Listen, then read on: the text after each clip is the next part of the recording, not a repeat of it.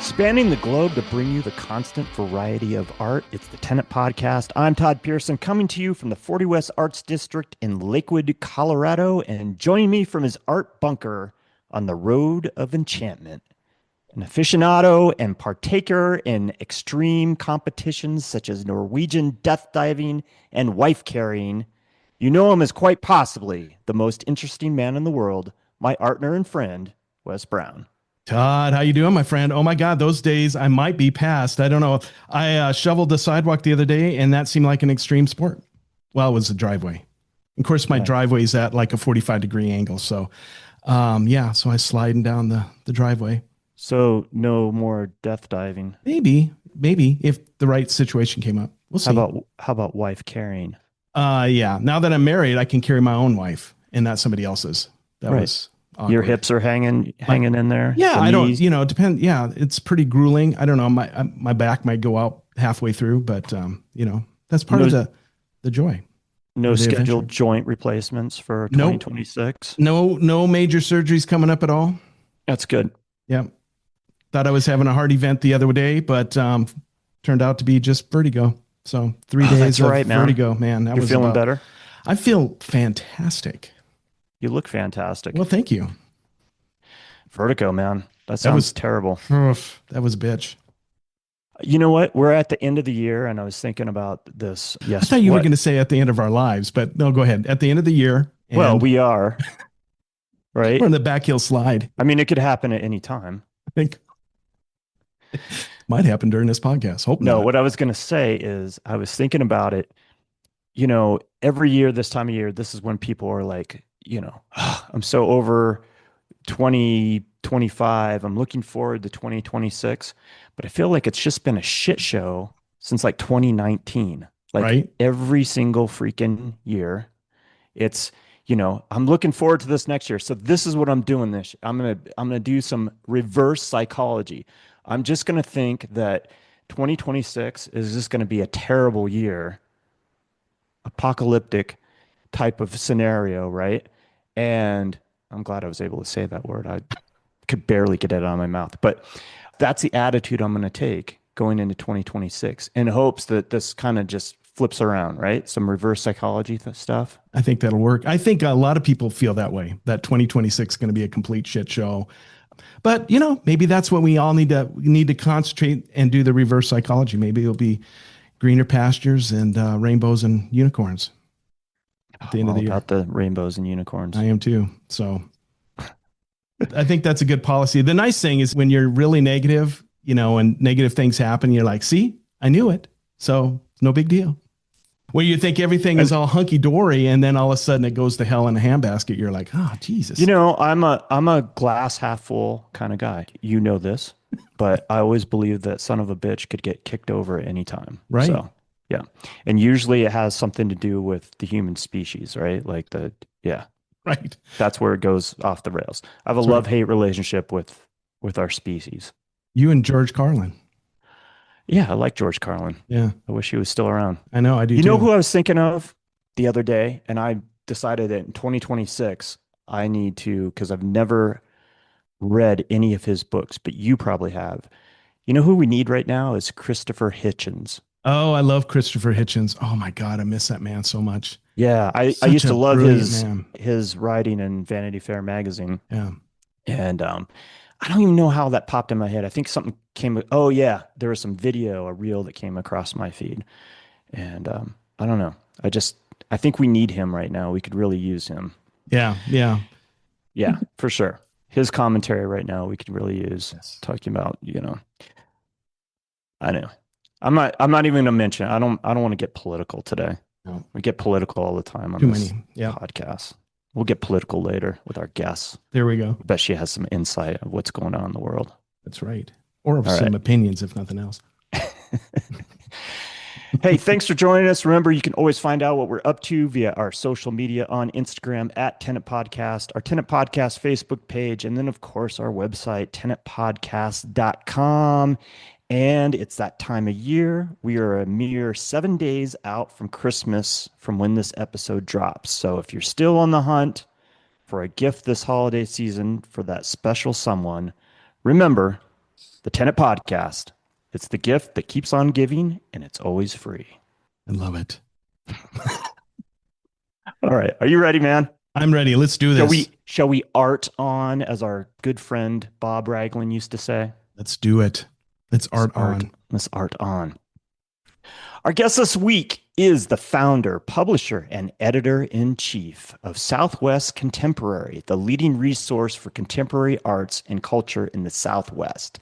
You can check out the Southwest Contemporary website at southwestcontemporary.com, and you can follow Southwest Contemporary on Instagram at SW Contemporary. Welcome to the program, Lauren Tresp. Lauren, how are you? I'm good. Thanks so much for having me. Yeah. We're excited to have you. This is great. Yeah, I feel now that saying we're the leading resource for contemporary arts in the Southwest on this podcast is maybe a bold statement because you two are bringing it. All right. Well, we bring something. Not really sure what that is, but yeah. And we're both fans of the Southwest. I mean, my daughter lives in Arizona, and we've both been to New Mexico, Santa Fe, and man, we love the Southwest. Utah is like one of my favorite states, and yeah, so we're excited. It's so beautiful. We're so lucky. Oh, yeah. I know. Yeah, I don't know why the hell I'm way up in South Dakota, where like right now it's temperature is it's a balmy 42. I guess yesterday was 13. So oh wow. Yeah. So anyway, well, even though Wes doesn't live in New Mexico, he lives in South Dakota. He does live on the Road of Enchantment. That's right. Wow. And it's somewhat disconnected from the land of enchantment, but yes, we're all enchanted. That's right.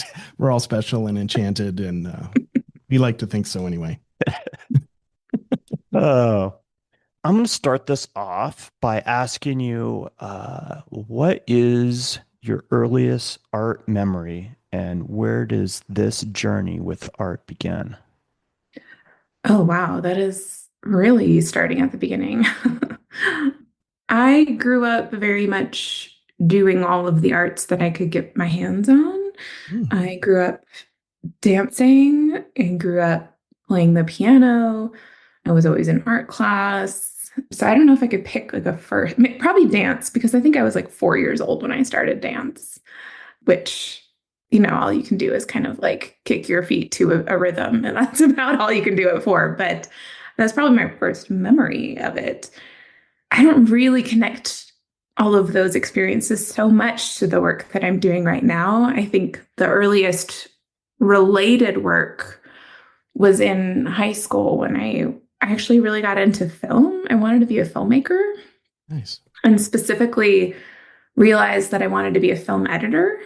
And now I'm a publication editor. So I connect those dots because as a film editor, I didn't want to write scripts. I didn't want to direct actors. I wanted to like help shape it from behind a computer screen, and that's what I do in a different format now, where I don't want to be on the front end of it or even like the progenitor of the ideas. I have my own way of working creatively that's hopefully pretty invisible in certain regards as an editor, and kind of the shaper of it from hopefully a place like you all know when you're making a podcast, you want it to look like a little seamless, perhaps. Right. Exactly. Yeah.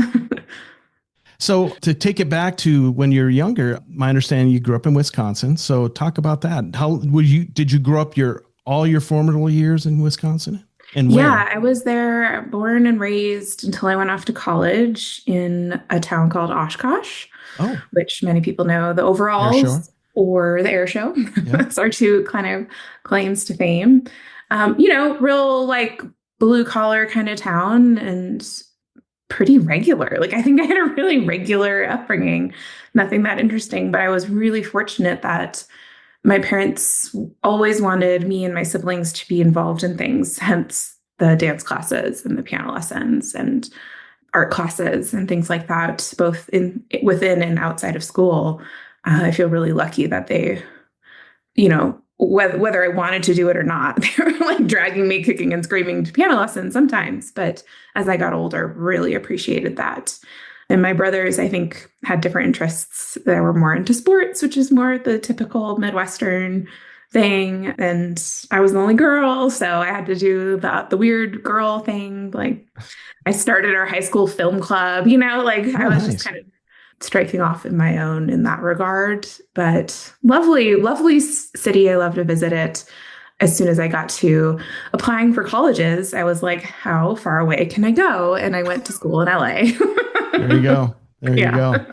Yeah, I went from South Dakota to El Toro, California via MCRD San Diego in the Marine Corps. So I love Southern California, by the way. So I think that's a I do too. I absolutely loved my time in Los Angeles, especially those at that age, your college years, like a yeah. fantastic place to be. So do you play piano still or dance still or? No, I actually have the piano I grew up with and it's in storage. And like a year or two ago, I thought, oh, I'll take piano lessons. And I did a few, I did a handful of lessons again, because it'd been years since I'd even tried to play. And quickly realized that like my life just does not permit for the practice time to learn it again. So I actually switched and started taking singing lessons, like a group singing class, which was great because I didn't have to memorize anything. I didn't have to practice, more than singing in the car. I was like, okay, this is the hobby for me, where I don't have to be prepared to show up once a week and just sing with some other lovely people. And Right. that's about it for my own creative outlets at the moment. Okay. Yeah. I mean, outside of the creative work I do through my work. Which Yeah. is hugely creative too. So we'll get into that for sure. Yeah. So when you picked a college and you said you wanted to, move as far away as possible, what was that all about? Were you just like, okay, I'm kind of over this kind of small town scenario. I just want go someplace where there's some action and there's people and lots of stuff going on 24/7. Yeah. Yeah, absolutely. I mean, I also am lucky. I grew up traveling. My family traveled quite a bit. And so I went on the college tour travel circuit with my parents. And I just wanted to be in a big city and I wanted to be in a creative place. And at that time, because I wanted to be a filmmaker, I wanted to go to LA and see what that was all about. And yeah, I just wanted a bigger experience that was full of that. I also was ambitious. I wanted to do something big. I had a big vision for myself at that time. I still do in a different way, but yeah. So the vision at that time was still filmmaking, or you had a different vision that you were working towards? It was filmmaking at that time with some understanding that that would be a hard thing to crack into, right? And when I went to UCLA for undergrad, you actually can't apply for their film school until you're a sophomore, which is a strange thing that you only get like 2 years in their film school as an undergrad. But I'm also really grateful for that because then I was able to explore other things and take my time. Because how can you decide at 18, 19, anything, like literally anything that you want to do? So it ended up being nice that it slowed me down because I had applied for places all across the country. Like, I'm going to go to film school. Like, that was the goal. And yeah, I'm grateful for that little hiccup that it had to slow me down. And I ended up on a different path from there. So besides the film school path, when you started exploring different things, the first 2 years, what kind of crazy stuff did you experience as far as classes? And was there another career path you were looking at too, or? Yeah, I mean, I'm also grateful that my first year there, I forget what they called them, but there was a specific kind of year-long class that you could sign up for. And so it was segmented into each semester or trimester, as it is at UCLA. And the one that I signed up for was the history of social thought, which was sort of a philosophy class, but applied to social thought. And so that was like one moment where I really got more into academia. Like I really wanted to study deeply these different intellectual practices and thought systems. So I think that was informative. I also had to take like marine biology. You kind of take like some random things, but it all kind of adds up to, even at that time, wanting to study film. A lot of people, there's a common refrain of like, well, you can learn the filmmaking stuff when you need to, but you also need to be curious about the world. Otherwise, what will you make films about? Like, what will you know that you're interested in caring about and applying that filmmaking practice to?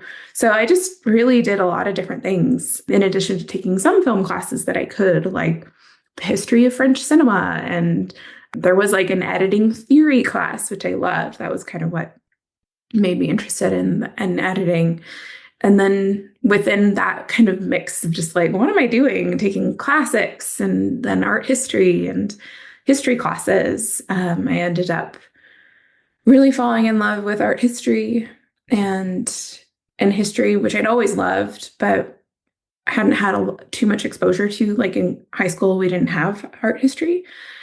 So when I discovered that, and I especially credit one of the professors that I had, Sharon Gerstel, with kind of sparking a lot of connected things started to congeal for me, like the interest I had in history, the interest that I had in this, philosophy and social thought, and then my interest in art kind of all collided in studying medieval art history, which is kind of a funny place to land.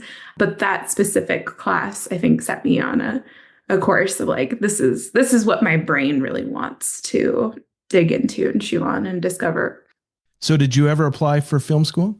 Mm-mm. You didn't? Okay. I did some other film programs. So I attended the New York Film Academy for 2 summers, 1 year in LA and 1 year in New York. So that was not within the context of, formal academia. It's an independent program. But I did get to do some filmmaking and editing, both on film and digital, and was an incredible experience. Absolutely loved it. But yeah, by the time it came to be like application time, I had already switched gears. I think the other thing I learned at the New York Film Academy was just how dominant and limiting the studio system is. There's like, at least at that time, was like you either go into studio filmmaking or independent filmmaking, and neither seemed particularly like a path I wanted to take from a logistical standpoint. Sure. The realities of it all. The realities of actually doing it, because being an independent filmmaker, you're like, how do you make money and like get a job actually doing that? And then the studio system, like working your way up from being a grunt and into a system that you don't really have that much freedom in, per se, for 99% of people in that system. A gross generalization from where I sit now. I have limited knowledge of Hollywood, but well, I think it's true though. I mean, half the people are in LA are trying to be actors, right? So, and only a small selection, because you see the same people in all the movies, so it's not that there isn't a great career in doing voiceover work or, being an extra. I'm sure you can make a living. I knew a lady who was the body double, met her when I was in the Marine Corps. Her son was in my unit and, or in the squadron. His mother was the body double for Farrah Fawcett. And this was in the 70s, 80s actually. But yeah, so I mean, and she had a nice house in the valley, and I think she was making a great living, but, doing body double work, Yeah. Yeah, I'm sure there's a lot of ways to navigate that. But again, my little 20-year-old brain was like, I don't want to do that. Do you feel pretty lucky that you kind of fell in to some of these things and were, got set onto this path, this trajectory? I mean, yes and no. I like 100% yes, and also like a little bit no, only in that anybody who chooses a life in the arts, and this is just like stepping way back, anyone who chooses a life in the arts is signing up for like not being paid that well and having to like fight so hard to make it work. And there are many days, well, not so many anymore. There were many days where I thought, I should just maybe go to law school. I mean, that's like a whole other topic that we can maybe get to, but I sometimes wonder if having a little more pragmatism might have served me differently. But I also wouldn't have the life I have. So I'm 100% lucky. And also there's like that little voice saying like, maybe you could have made some choices that were a little more lucrative. I'm sure everyone can relate to that who's in the, Yeah, there's Oh, always a trade-off, right? There's yeah, always the pros and cons to everything. So, could you make more money? Yeah, but does money buy you happiness? No, it just buys comfort, really. right. An I know opportunity. plenty of people that have wealth or have, and it sounds great in the moment, but they're not any happier than yeah, we are, I don't think. And in some ways, I think that they lament the fact that they don't have the kind of things that, creative people do, you know, yeah, which freedom, however you look at it, counts. Like having a life where you get to pick and choose and have some freedom, I think is important and not be tethered to, say, a corporate job or an agency that really just rules your world, right? yeah, 100%. I mean, I have so much independence, especially owning my own business. And I mean, that's like, it's an incredible amount of freedom that I have. But at the same time, you're kind of squeezed in all directions. I mean, the running joke for a business owner is like, oh, you get to set your own hours. Yeah, they're all the hours. Yeah. All the hours. Every hour. Yeah. It never ends because there's always something that you could be working on and doing, right? Yeah. But And at least that's I get to like, I work from home and I can work from the couch and I can work from the plane. And, it's like, yeah, there's freedom within it for sure, and independence, but it is all consuming as well. So Yeah. it's almost like you're your own boss and you have your own, like, I report to myself. So it's still a job, you know? yeah. So Yeah. is your boss a jerk or pretty understanding? Uh, it depends on the day. Right.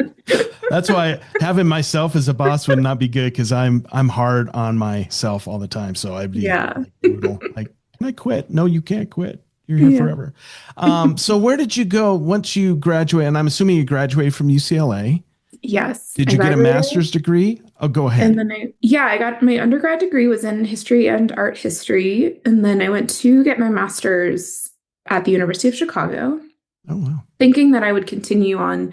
The plan was to get a PhD in art history. So I had realized I really loved the subject matter. I loved the research and wanted to teach at the university level.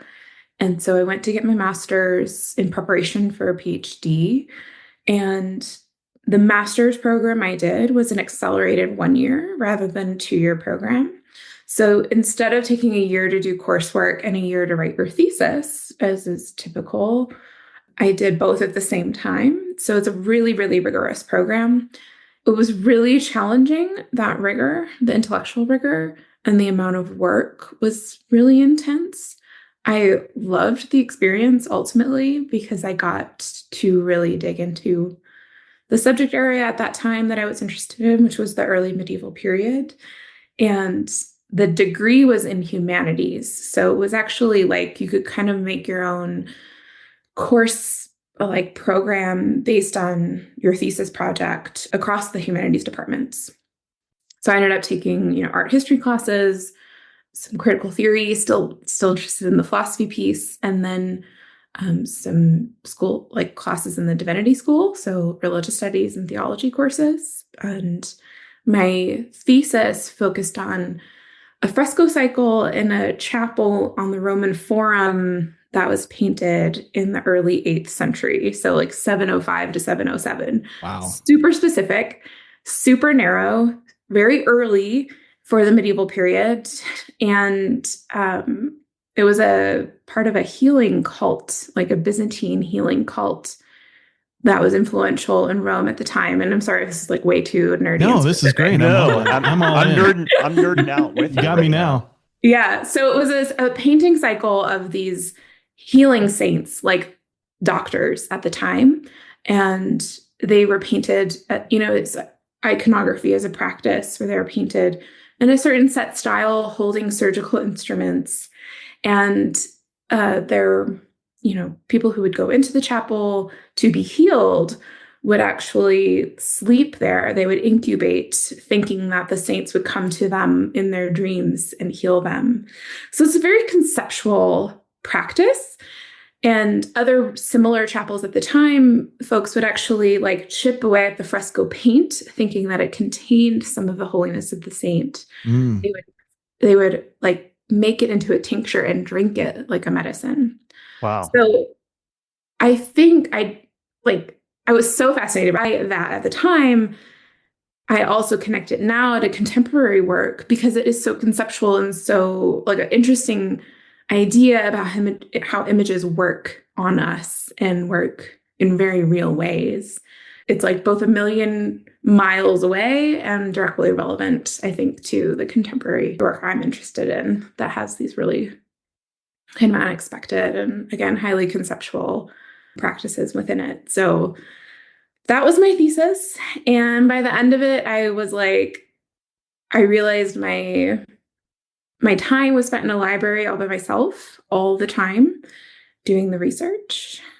My global audience for this specific area of research was like 12 people. It just felt like, what am I doing? And also to do a PhD at that time, they were saying this is, a 7 to 10 year commitment before you're done with your PhD.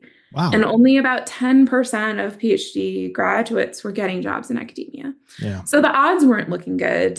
And also the rigor of it just felt really intense. And I just decided, like, I don't think academia is going to be rewarding in the way that I want it to be. So two questions. One statement, one question. I think the glory days of academia is over. I think 70s and previous or maybe even 80s and 90s and previous was the heyday of academia, right? Now it seems like every university is hiring adjunct professors and not paying them. So here's my question, unless you have a thought on that. I mean, in so many ways, I agree. And it's sad because I loved my time there and I loved doing that work. And I think it's important. Yeah. I don't think we live in a society or system that values and rewards that work appropriately. Right. And I love academia. And I kind of like you wanted to teach, and I took a year off, turned into 15. I got my master's, but by then, unless somebody else is going to pay for my doctorate, I'm not doing it. So anybody out there who want to pay for my doctorate, I'd be glad to go, and I'd appreciate your money. That being said, did you get to go to Rome? Did you get to go to that chapel, or does that chapel even still exist? I did get to go years later, not as part of my thesis work, but years later I did go. And it's a really, if anybody gets to go, it's a super interesting installation. So it's the Church of Santa Maria Antiqua. There was an earthquake in like I actually don't remember what year the earthquake was, but it basically buried and preserved the church. And then in about 1900, it was excavated. And what was intact from the moment of the earthquake, right? So it's kind of a weird, fortuitous thing that it was somewhat preserved, somewhat entirely crumbled. But today, if you go, they've applied this really cool technology where they've created digital reconstructions of the missing pieces and projected it onto the walls. So you can walk in and see it both as it is, and then as the projection kind of comes to life, as it might have been. Oh, wow. So it's a really cool application of technology actually to help complete the picture. Yeah. Oh, that's fascinating. What was the church called? The Church of what? Santa Maria Antiqua. Okay. I'm just writing it down so I can do a deep dive later. Yeah. Because I love this kind of stuff. Yeah, that's amazing. So when did you go when you got to go? How long ago was that? That was in 2017. Okay. Prior to the pandemic then. So much later than I was well past. So now you did all this study about this church, very specific about the time frame. How did that live up to when you got to go and you got to actually step in that church? What was what did it feel like? Like, what was your experience? Again, I think that the digital recreation was really interesting to me, that they were able to complete the picture that didn't exist when I was writing my thesis. And it was actually completely closed to the public. I wouldn't have been able to go because they were doing this research and work behind the scenes. Being there, I don't know if you've ever been to the Roman Forum, but it's such a like tourist shit show in some ways Yeah. that it really made me wish I'd been able to be there in a research capacity and not as a visiting traveler and be able to spend a little bit more intimate time, maybe. But I was grateful to be there, of course. And at that point, I was so far into the magazine that I'm doing now that it also felt like just another era of my life. It just felt so far away. Right. Yeah. I have that experience too. Like when I think back in my military years or even college now, it's been so long.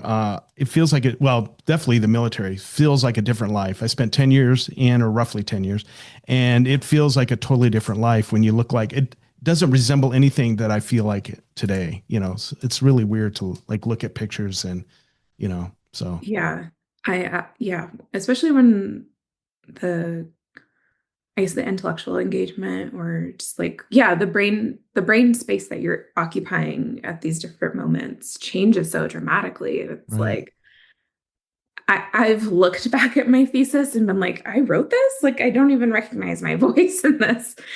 It's, yeah, it's a very curious thing to have enough of a lifetime to look back at that. Like, how amazing to see how far we've come. Right, right. And writing academic papers is a completely different discipline than writing for the general public in a magazine. So, yeah. Yeah. So 100%. even my master's stuff, I sound like a pompous ass, I'm sure, when I read them, as opposed to like now, which I sound like an idiot. So there we go. I got both extremes. More relatable now. Yeah. Once you decided that you weren't going to go for your PhD, what did you decide to do? Where did you think that you were going to land? I felt really lost at that time. I mean, doing my master's at the University of Chicago specifically, they really only set people up for academia. Like that is their institutional goal because that's what they value. They did not say, "Hey, there's all these other career options." I mean, I'm overstating it a little bit, but and I hope that that's different now that they know people need alternatives. So I felt really lost and I thought, well, I want to be in the art world. So I started working in some galleries, which I'd also done in college. And I also became a yoga instructor. I got really into yoga and did a yoga teacher training, which was really transformative for me personally. And yeah, I felt lost for a while. So I started working in a gallery. I was working in a frame shop. I was teaching yoga. And then so that was like a year, kind of weird time. And then I got this job offer to work at a gallery here in Santa Fe. I'd never been to New Mexico before. I'd never really even heard of it as an arts town or arts destination. But my roommate at the time in Chicago had just been out here and she was like, oh, yeah, there's tons of galleries. You should go check it out. So I thought, well, I'd take this job. Actually, it's interesting. I got two offers at the same time. One was in Santa Fe and one was in New York City in Manhattan at a very high-end gallery. But that position was a paid 1-year internship versus a full-time job, permanent. And I thought, well, I should probably do the responsible thing and take the job with the salary and not the 1-year temporary, which was full-time, but in 1 year having to figure it out again. So I had made this decision that I look back on a lot between the New York art world and Santa Fe. And I thought, well, I'll spend like 2 to 3 years in Santa Fe, get into this job, get everything I can out of it, and then maybe move back to Chicago because I loved Chicago. It's an amazing city. Still love it. And I've been in Santa Fe ever since. I never left. And how many years you been in Santa Fe now? I've been here since 2012. Okay. Oh. Yeah. So that's almost 14 years. Yeah. It's crazy how doors open and close in the span of your lifetime and where What it lead you to? It sounds like it was very fortuitous, obviously, that, you ended up in Santa Fe. What did that year where you just kind of felt lost and you were working in galleries and teaching yoga, what did you learn from that year of just like kind of figuring things out? And what did working in galleries teach you? Um, Galleries are tough. It's ultimately a retail business. And I don't mean to put it down because it's a very important part of the art world and the art market. But when it's not your own gallery or that you have any leadership, it's just not that interesting. It's really not.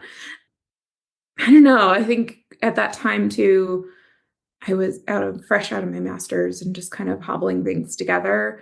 I was much more interested in my yoga practice, honestly. Like I feel like that again, my interest in religion and philosophy, I was really interested in the spiritual components of a yoga practice. And that was really enlightening and transformative for me. Otherwise, I don't know. I honestly haven't really thought about it that way. It's like, what did that year teach me? I think it just was a murky, like I needed a change and I got it. Like I got this job and I got out of there. Like left. I didn't just leave Chicago, but I kind of left that murky, lost feeling as well. Not permanently. I feel lost frequently, but and from that, when you're that age too, it was like 20, 22, 23, 24. And yeah, I mean, I'm glad that I didn't pressure myself too much and I didn't limit myself or force myself into a job I didn't want. I didn't go to law school, like I didn't succumb to the pressure to like get a job, which I I'm grateful. Some people don't have that luxury. Like I was able to make it work. Right. Yeah. Did that pressure come from yourself or did it come from outside? I think that traditional upbringing, like you're going to go to college and you're going to get a job, like that's the only I don't even know if it's pressure so much as the only model I knew that you're supposed to have the next step once you get the degree and then the other degree. Like the next step is supposed to be handed to you. That's what happens. And as we were just saying, like academia is broken for so many reasons. I think one of those reasons is that isn't handed to you. It's not a given for anyone now that you get a degree and then the job appears. It's Right. just not Right. enough. Yeah. Have you always been pretty independent and adventurous? Because all these different experiences up to this point, and then thinking about the future of where you were going and what you are doing now, it seems like, you have a lot of self-confidence, you're an independent thinker, and you're not afraid of change or to jump into something. Yeah, I think that's all accurate. I mean, I never would have said that about myself because I was just doing it. Mhm. But I do think now I'm like, wow, I up and went to New York for a film program, not knowing a single soul in the city. And now at my age, I'm like, that's scary. How did I do that? Right. Like I wouldn't do that now. I have so much more in my life also that I'm attached to in a place. But yeah, I've just like went to school in LA, went to Chicago, went out to Santa Fe without knowing a single soul. I'm like, well, I had some gumption. I didn't even think about it in that way. But yeah, as you get older, I guess you realize maybe those were some unconventional choices. Right. Right. Yeah. So I got a question. You talked about the spiritual practice. You talked about, the whole spiritual historical part. Are you a spiritual person? Obviously, you must be. And can you describe what that is for you? I'm not really, which Okay. is interesting. Yeah. It's come and gone for me. I grew up Catholic Okay. and had to go do the whole thing like Sunday school and Mhm. catechism and all that until I was confirmed. And then my parents were like, you can choose now if you want to continue or not. And I never went back. I think that experience in my, it felt wrong to me always. Like I Mm, never quite felt like I had a relationship with Catholicism or with religion. And I wasn't able to think about why until I started studying religion and realizing what religion is and where religious practice comes from historically, the different purposes it serves culturally and socially, personally, like, and viewing it more from like an anthropologist's view. Mhm. uh, I started to realize why it just didn't resonate with me. Studying yoga, there is a spiritual component, but for me, again, I think it was less, it's, it's felt more useful in terms of how to be a better person and how to think about the way we move through the world, less so than like a set of spiritual beliefs. It's more of a self-improvement tool. Like meditation can be a secular practice. It doesn't have to be a spiritual practice. For a lot of people, it isn't. So I think those tools that yoga gave me of how to think about what does it mean to live a good life and to um, be a good person with other people. I Right. think those are the things that were really nourishing and taught me a lot, um, more so than a spiritual component. Sure. Are you still a practitioner of yoga? Not really, actually. I do it here and there on my own. It's also something that's come and gone for me as it is useful and not useful. I think right now my stress levels and anxiety levels don't are not healthy for yoga, which feels contradictory. People say like you should do yoga if you're really stressed out, but I am so stressed out trying to focus on yoga. Like it's like I would rather be like running or dancing or doing something a little more adrenaline oriented to help move the stress out than trying to sit and meditate. Like that's just frustrating at this point for me right now. And I've grown to be okay with my interests and hobbies kind of moving in and out of my life. Like it's just not the life season for me with yoga right now. Oh, that is such an interesting point of view, isn't it, Yeah, Todd? it's a good attitude and it is Yeah. interesting. I think that's healthy. And I think you got to do what works for you. I think it's easy to get sucked into other people's ideas of, how you go about practicing something, whether it's yoga or martial art or any other hobby, right? Right. Right. Yeah. Well, yoga teaches a lot about being attached to things and being overly attached or like militaristic. Like, I must do this. Just, and maybe in some way I'm practicing yoga without Practicing it. actually doing the poses. Yeah, Like, mind yoga. yeah, I'm just not going to be attached if it doesn't feel right and doesn't serve what I want it to Oh serve. my God, you sound like way too well balanced for me. Well, you can't see anything outside in my house. It's like a total mess, and I haven't done the dishes. So Well, I it's love not all your perfect. attitude though, and I love this idea. What you just said, just like I need to think about this. Is you say things are like seasons; they come and go, and it's not the season for yoga, or whatever other practice. I don't. I guess I never thought of it that it's a season, and when it goes, it's fine. Like we go into a new season. I mean, life happens, but just how you term that made me like a little switch went off in my brain, which I thought was interesting. Oh, it's freeing. When I realized that, it was like, why am I pushing so hard for something? Maybe it's just not the time. Right now, I'm in a season of weightlifting.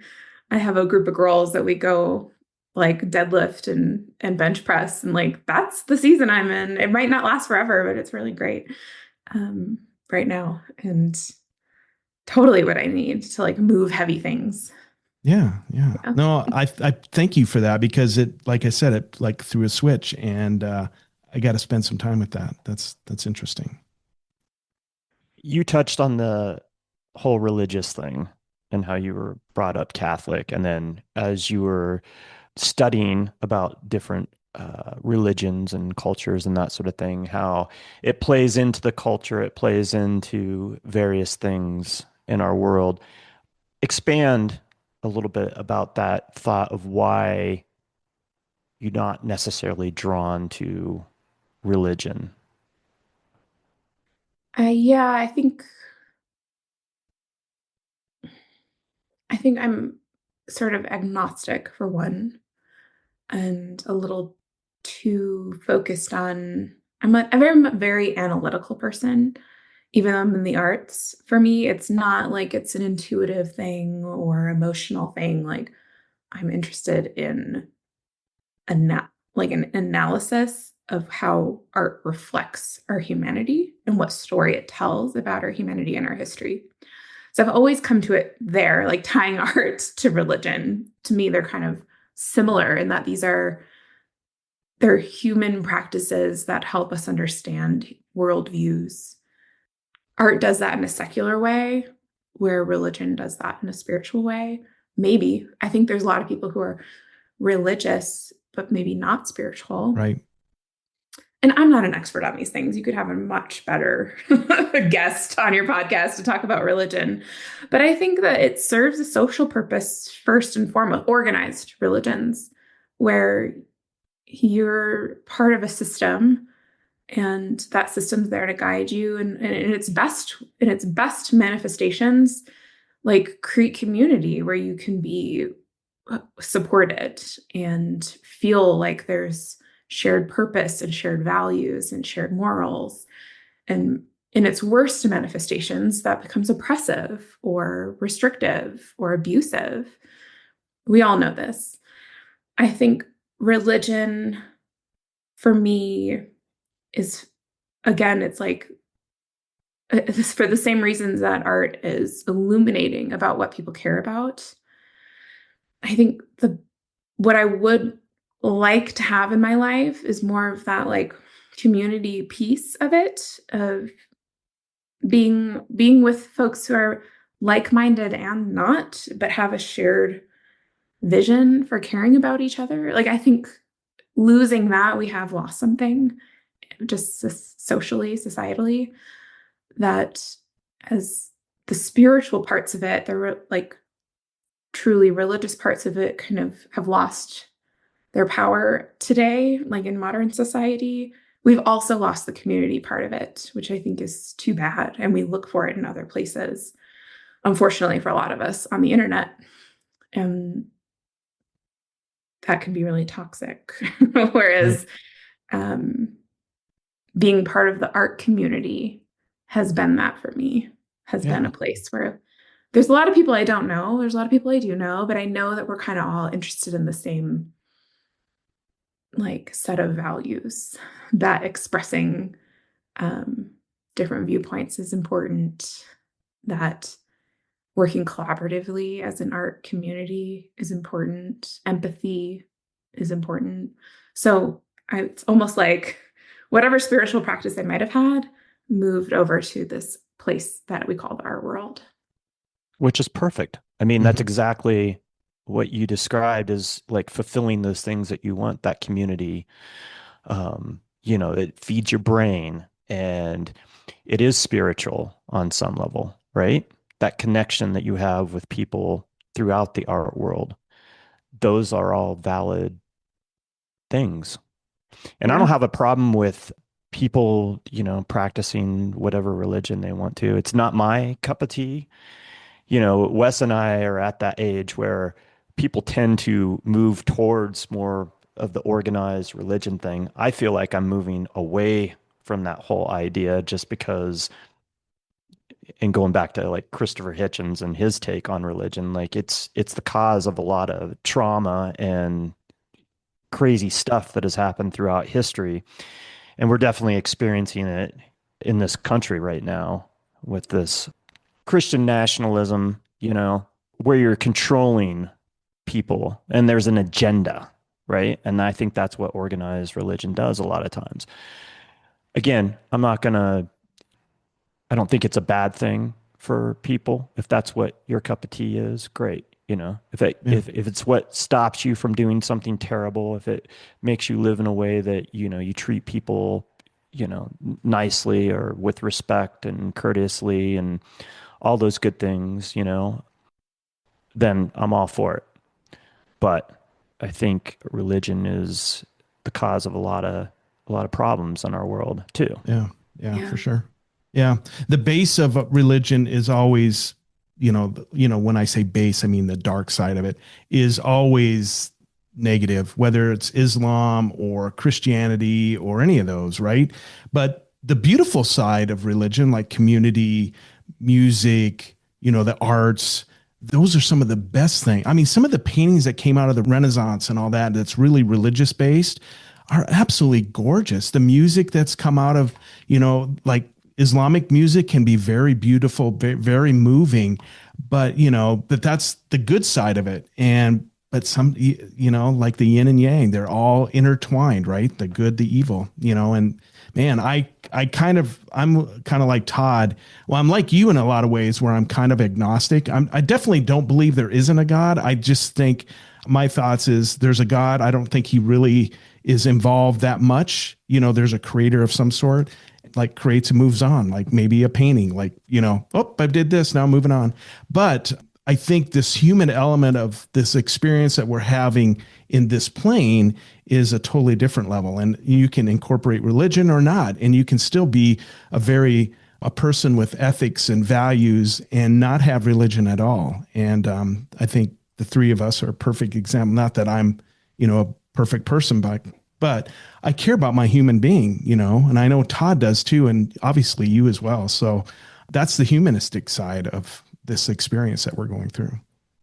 Yeah. And like any human institution, there's a dark side and a light side. Yeah. And I think, unfortunately, so many more institutions that we have are their motivations are less ethical or value driven. Mm-hmm. I'm thinking about, my mind goes to big tech. Like there's these places where communities are forming where attention is the ultimate of what is driving the driving force, right? It's not community and ethics and how to live a good life or a value filled life. It's like, how do I get the most attention? How do I get, well, I'm not quite sure what those, because that's not a place that resonates with me. I'm not a highly online person in that way, in terms of having community in a virtual space. But it just doesn't seem like, I don't know, I'm getting a little off topic maybe. But when I hear about people having really strong relationships with folks that they've never met or with an AI, and I don't know, it's like, what's happening to us that we're getting into a murky place, that people are looking for a relationship and for connection in a tech space versus the real world. What has failed them in the real world that they feel like they can't find relationship there? That's something I think about a lot. Yeah. There's a lot of loneliness in this world, and now they have a place to go and not feel alone. I think that's part of it. Yeah. Which is crazy to think about, that we have all these tools at our disposal, these phones, these computers, these devices, we're talking through one right now, right? And yet we're more disconnected than ever, right? We have all these tools to connect with people, and yet there's all, like Wes said, there's this whole culture of loneliness and disconnect, Yeah. And it's easier than ever to withdraw from those connections, or to believe that some kinds of connections are real when they are not, or they're not designed to serve our best interests. Like we didn't come together to make a podcast conversation. We didn't have a conversation of like, how do we make this juicy? How do we get people to click on it? Like, you all set the tone, like, we're going to have an honest and organic conversation, because that's what's valuable, not getting the biggest audience ever. So there's a lot of people who only care about getting the biggest audience ever, and that drives them to a certain set of, ideals, I guess, that don't resonate with me. And that's the two things that Todd and I have been attracted to about having a platform like this is, number one, we're really curious about art and other things, but art, religion, whatever. cultural things, but we also love the human story, and that's what drives us to continue to do these stories. Is meeting people like you that have a wonderful story, very articulate. I love your personal philosophy that's kind of come out so far, and this is what touches me. This interaction where it's very authentic, it's real, and so yeah. And thank you for doing this with us. So makes me happy. My mission in life, well, maybe not in life, but through my work with the arts, the secret mission is empathy. It really is, because art, for me, helped me understand people and their motivations and their worldviews and their experiences. I mean, because I studied the medieval and Renaissance periods so intensely, I was studying a people that I didn't have any other way to understand. Like, history can tell you A, B, C, D happened, but art can tell you how they felt about it, what they thought about it, what were the conversations maybe like, what were the points of tension. It's like a richer story than the facts, if you can layer on the expressions in the artwork. So it's the same thing today, where unlike trying to understand a historical people, just understanding like our neighbors and our peers through how they express themselves, to me, is like the whole goal is to expand, for me, what I think is possible, which is comforting, because like hearing someone else's story, I either like, wow, I can appreciate you so much more as a human, but also, wow, I've had a similar experience. This is how I reacted to it. Or I don't know. It's like there's so many different ways that those layers of connection can make for a richer life and make for a more empathetic worldview, where we're more accommodating of each other instead of less. Yeah. Yeah. Feel myself just going on a tangent. No, that's awesome. I get really impassioned about it. Yeah. Well, I'm loving this tangent. So, and I know Todd is too. This is a great conversation. And every time you talked about like what you were talking about, the whole empathy thing.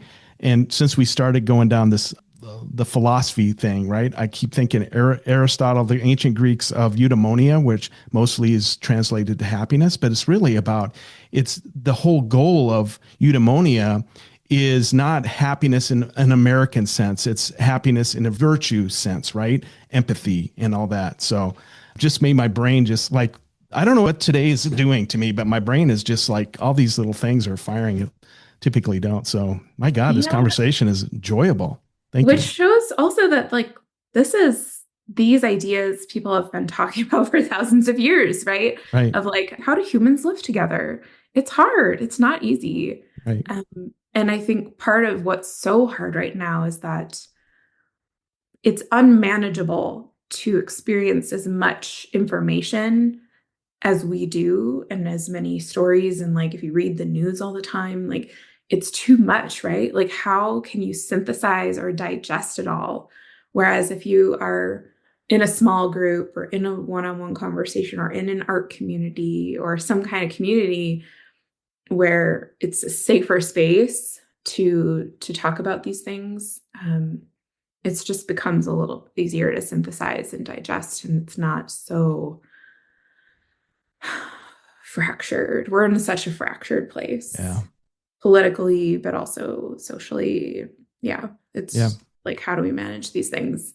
And it makes me feel better to know that humans have been trying to figure this out for thousands of years, because we haven't cracked it, and it's not our fault. Right. Yeah. Right. It's just hard.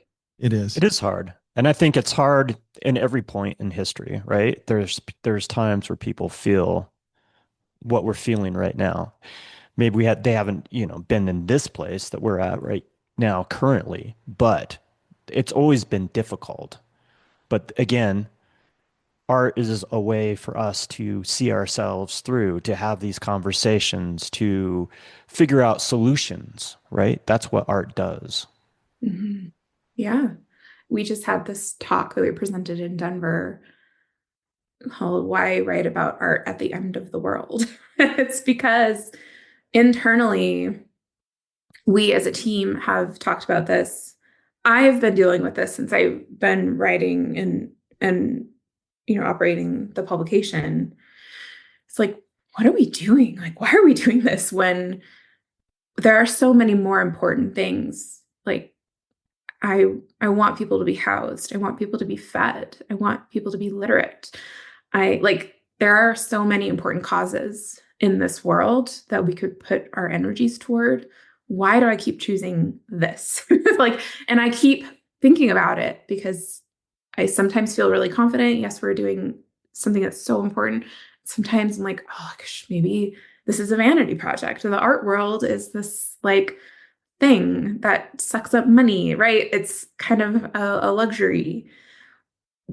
But every time that crisis crops up in my mind and I really think through it and think about what we're actually doing, it's it resolves itself into like we are not just writing about art, we are writing about art which has to do with everything else that it means to be human. So whether it's the most kind of obvious examples of like I learn so much from artists who do research or engage in certain kinds of practices like social practice or are expressive of, marginalized identities. I learn about their experiences, and that's so important, not just for me, but hopefully for our audience as well, to have that empathy. Um, yeah, it's like we're writing about art, but art is a vessel for everything else. So when you talk about art, you're talking about life, you're talking about the world, the environment, sometimes politics, sometimes, but in ways that are maybe a little bit easier to receive.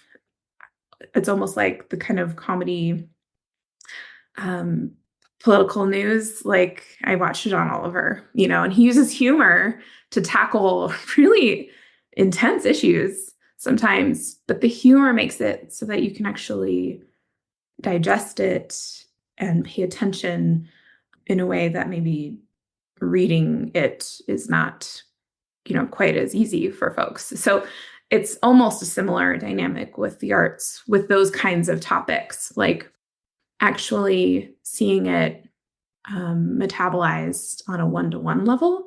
Like, here's the artist experience, and I'm going to engage that experience, and that's going to teach me something about the world.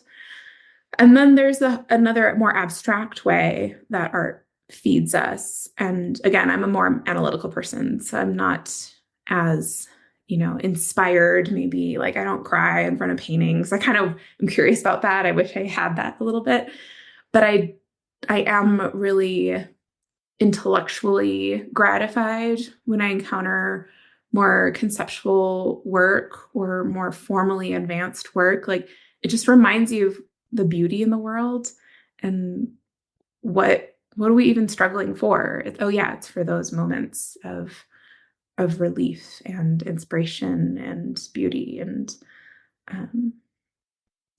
there's just so many things that travel through the art as we experience it. It's not just a vanity or market oriented project at all. And if we don't have art to remind us of the good things, then like I don't even know what happens. I don't know what darkness we fall into. You become part of the Borg. Remember the Borg in Star Trek? You might be too young. Yeah, she's too young for that, I think. I don't know Star Trek. That's all right. Star Trek Next Generation, there's this group of aliens and they were all like collectively connected, but no like original thought, right? Mm-hmm. Which is what I feel like there's a certain segment of the population that's what they want. They don't want you thinking. They don't want that critical thinking to come into play, that analysis, being analytical like yourself, like Wes, like myself, like so many artists, right? They want you just buy into it, blind faith. I don't have that thing. I think about that all the time. Like I don't have this blind faith. Like, I think everybody is full of shit, on a certain level, including myself. Like, don't my mantra is don't buy into your own bullshit. And that goes both ways, right? The negative thoughts that come into your head that tell you that you're not good enough or those things that creep in, especially for artists or anybody, that self-doubt.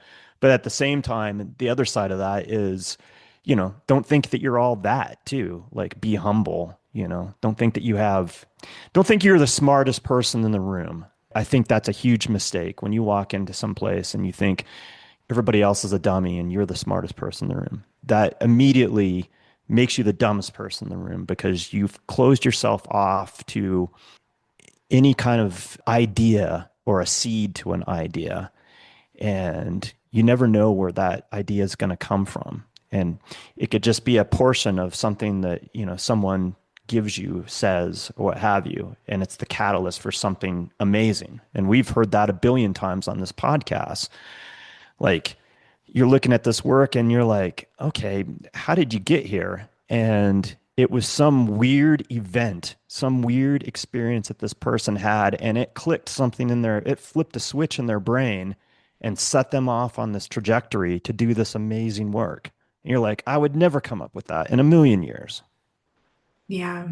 Yeah, that skill of being curious and being really open versus thinking that we know much, outside of our own experiences. I think we've lost that a little bit. I think uh, again, like going to like social media and these digital spaces, it's such a one-way trajectory where people are like, I think of this, and they can just put it out there. And there's not a return feed.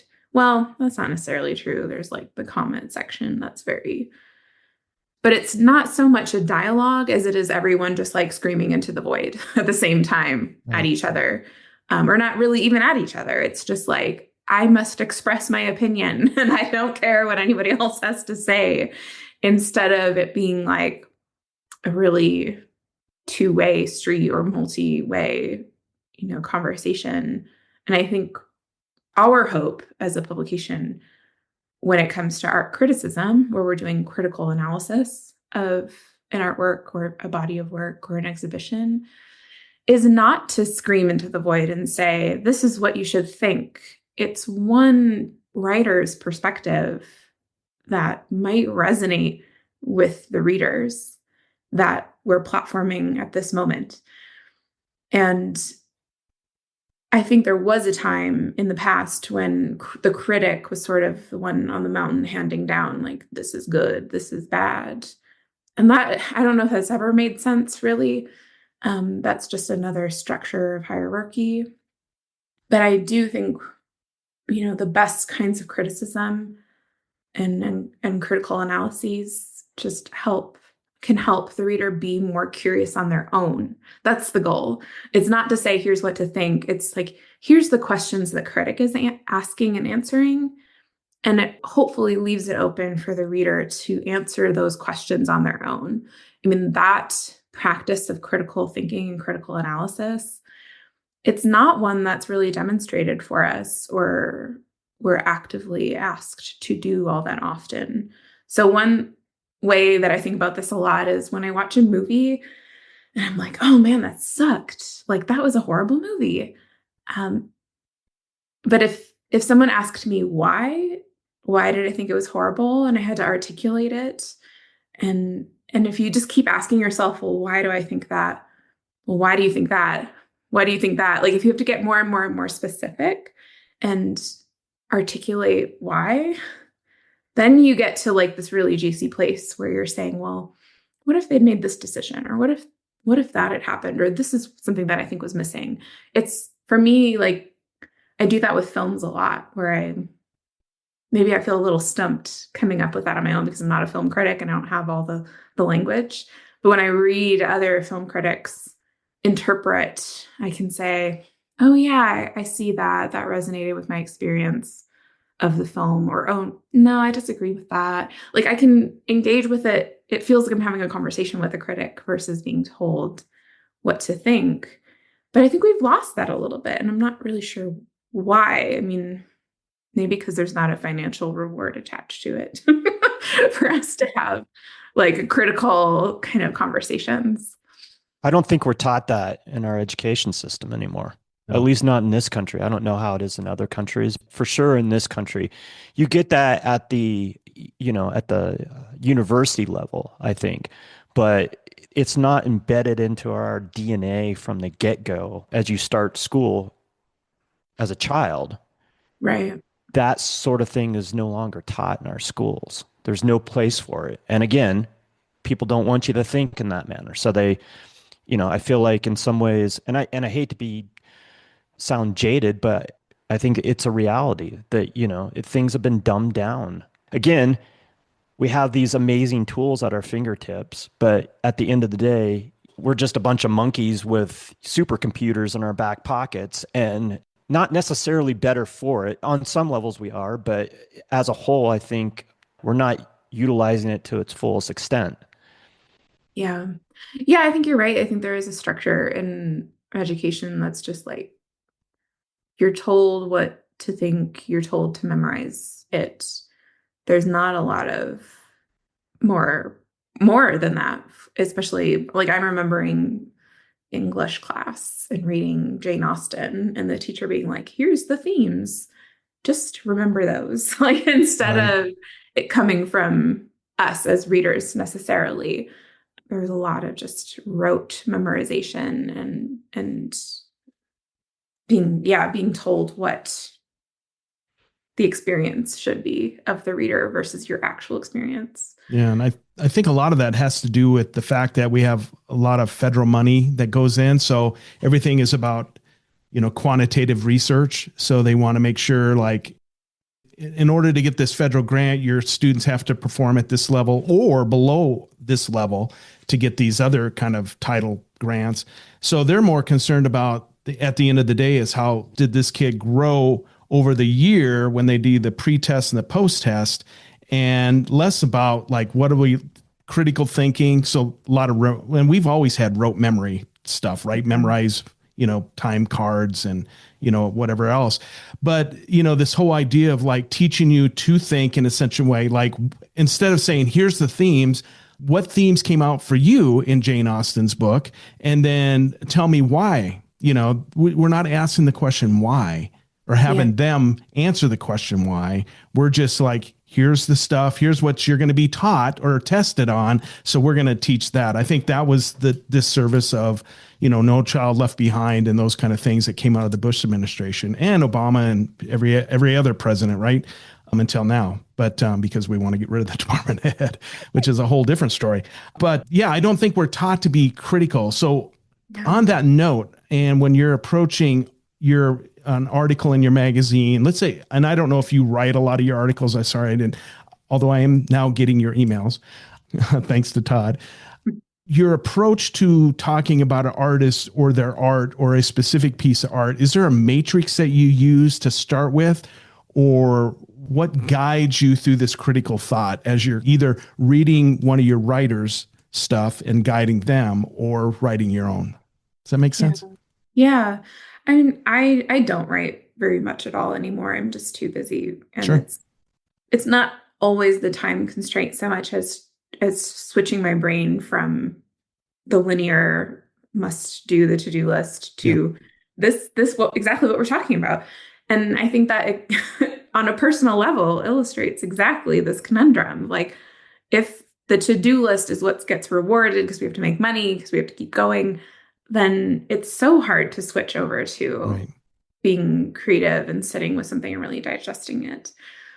But when I do that, each writer, I think, has their own approach, and I also is informed by what is being presented. So if we're reviewing an exhibition, and it's a solo artist versus a group exhibition of many artists, it's a little different approach. If there's a theme, a curatorial theme versus not, like it's really focused in on just one artist's body work. I mean, there's always a curatorial approach, but say it's a group exhibition themed around the environment, like that's going to have a different approach than a solo artist's body of work.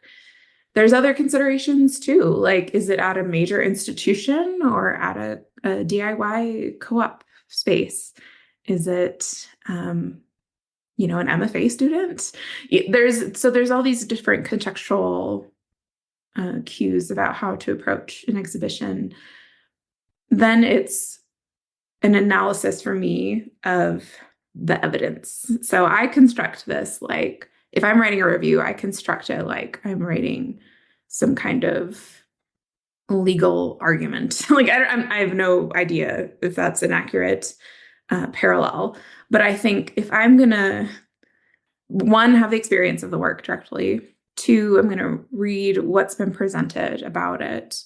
That's kind of the primary source information.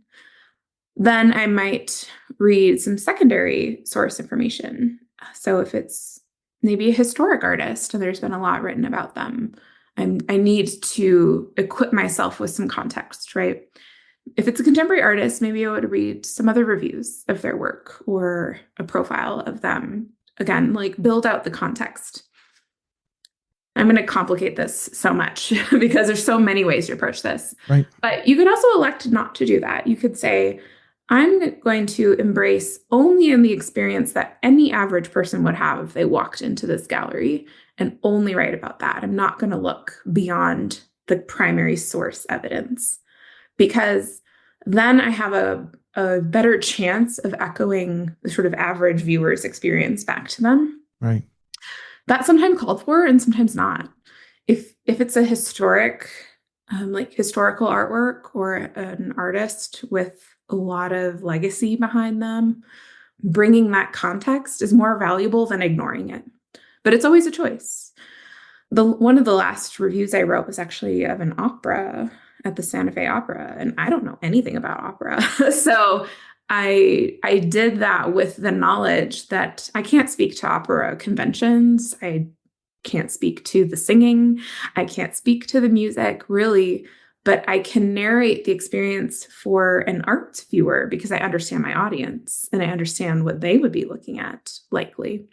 Set design, costume, the overall experience of how those things come together. So again, it's like knowing what you know and what you don't know, choosing which context you're going to consider and not, but then taking the pieces of evidence you've decided to focus on and evaluate how they build up to an argument. So that's the work itself, how it's been presented, what the curator or the artist has written about this work. I can take all of that into consideration, see, okay, what is my thesis about this? And then which pieces do I need to use to illuminate my argument about it? So I don't know how to frame an example of that, but like, does that make sense? Yeah, no, that totally makes sense. Number one, you should have been a lawyer. And number two, the way you're thinking. So then my follow-up question is when you're looking for, and because I imagine you have multiple writers that's writing for your publication, correct? Okay, we can assume that. When somebody's writing for your publication, what are you looking for as far as, you're looking for that evidence that's being presented? And okay, and I've totally lost the train of my thought. Yeah, my question. I think the question is like, well, who gets to be a critic? Right. Who gets to write these things That'd and why, right? Sure. Because we have 100 some people on our list of writers. They're not all actively writing all the time. We just looked, our year-end stats in 2025. We worked with 64 writers across like 12 states. Most of them are based in a region and some drop in and out. But they all have very different backgrounds. And I think when we're working with a writer, there's some basic skills of being able to write legibly and coherently. And then different critics have different approaches. So mine is much more analytical. And I do think there always needs to be that evidence of what you point to illuminate your conclusions so that we're not saying, well, this is my opinion. That's so easy to just say, this is my opinion. Well, your opinion based on what? That's that evidence piece. So there's some writers who are really good at that. There are some writers who are like, they just look at a lot of art. I think that's kind of a requisite for everyone. The more you look at art and the more you think and talk about it, the more language you have to use to illuminate and express your opinions. So that experience of looking and being able to contextualize things because you're committed to bearing witness to what's going on. So that can be like a source of expertise, right? Is just the commitment to the practice. And then we might work with somebody, not me, to write about opera because they have more context for a specific art form or practice. Everything from, if I'm trying to think of like a really extreme example that we've done, but like if it's a specific kind of fiber art that is on a specific kind of loom with a history behind it, it'd be wonderful if a writer had some knowledge of that field who really knows fiber art to speak to what the artist is doing on a technical level, right? There's some technical conversations to be had. And then sometimes it's identity and representation. So if it's a Native artist, and we have a really great example of this, like we have a writer from one of the New Mexico pueblos who's written about other Native artists, and she has context based on also being a Native person in the creative field and having a similar experience that no one else can have, right? So that's important too. Is it the only way to do it? Could I not also have a valid opinion on, or, construct a valid argument about a Native artist's work? Of course I can. But that other writer can bring something that I can't. And so it's constantly for us as editors, thinking carefully and deeply about no writer is neutral ever. In journalism, in art, everyone brings a context with them and a set of biases with them and an approach. So it's not like we're trying to find somebody who can be neutral, but we're trying to find somebody who can bring a rich experience to the writing and to the reader. And hopefully we can do that with a nuance and respect for the subject. Because ultimately, we're not out trying to bash anyone, like with our reviews.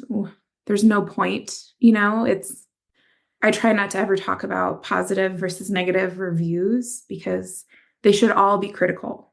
They should all be critical. And if that means we see maybe some failures of the work or challenges within its presentation, that should be discussed, but it should be done with respect and care and kindness and honesty, not because we're like, you're bad. Right. Because what's the point of that? Right. It should be constructive, right? Constructive. Yeah. It's not the same as like the critique in art you might give an artist behind the scenes either, because that could be even more constructive, like in the context of the studio space. That might be a place for more feedback. But it's like you're liaising between the work and the reader, the artist, the work, the reader, and the writer. It's like we're all coming together to have a shared experience. Yeah. So I want to backtrack now to when you land in Santa Fe, because I want to give people context of how you become the founder of Southwest Contemporary. You're working in a gallery, and what transpires in the preceding years. So I started writing for a local publication called The Magazine, like THE magazine. It was a print only, like a tabloid kind of size, like newsprint monthly.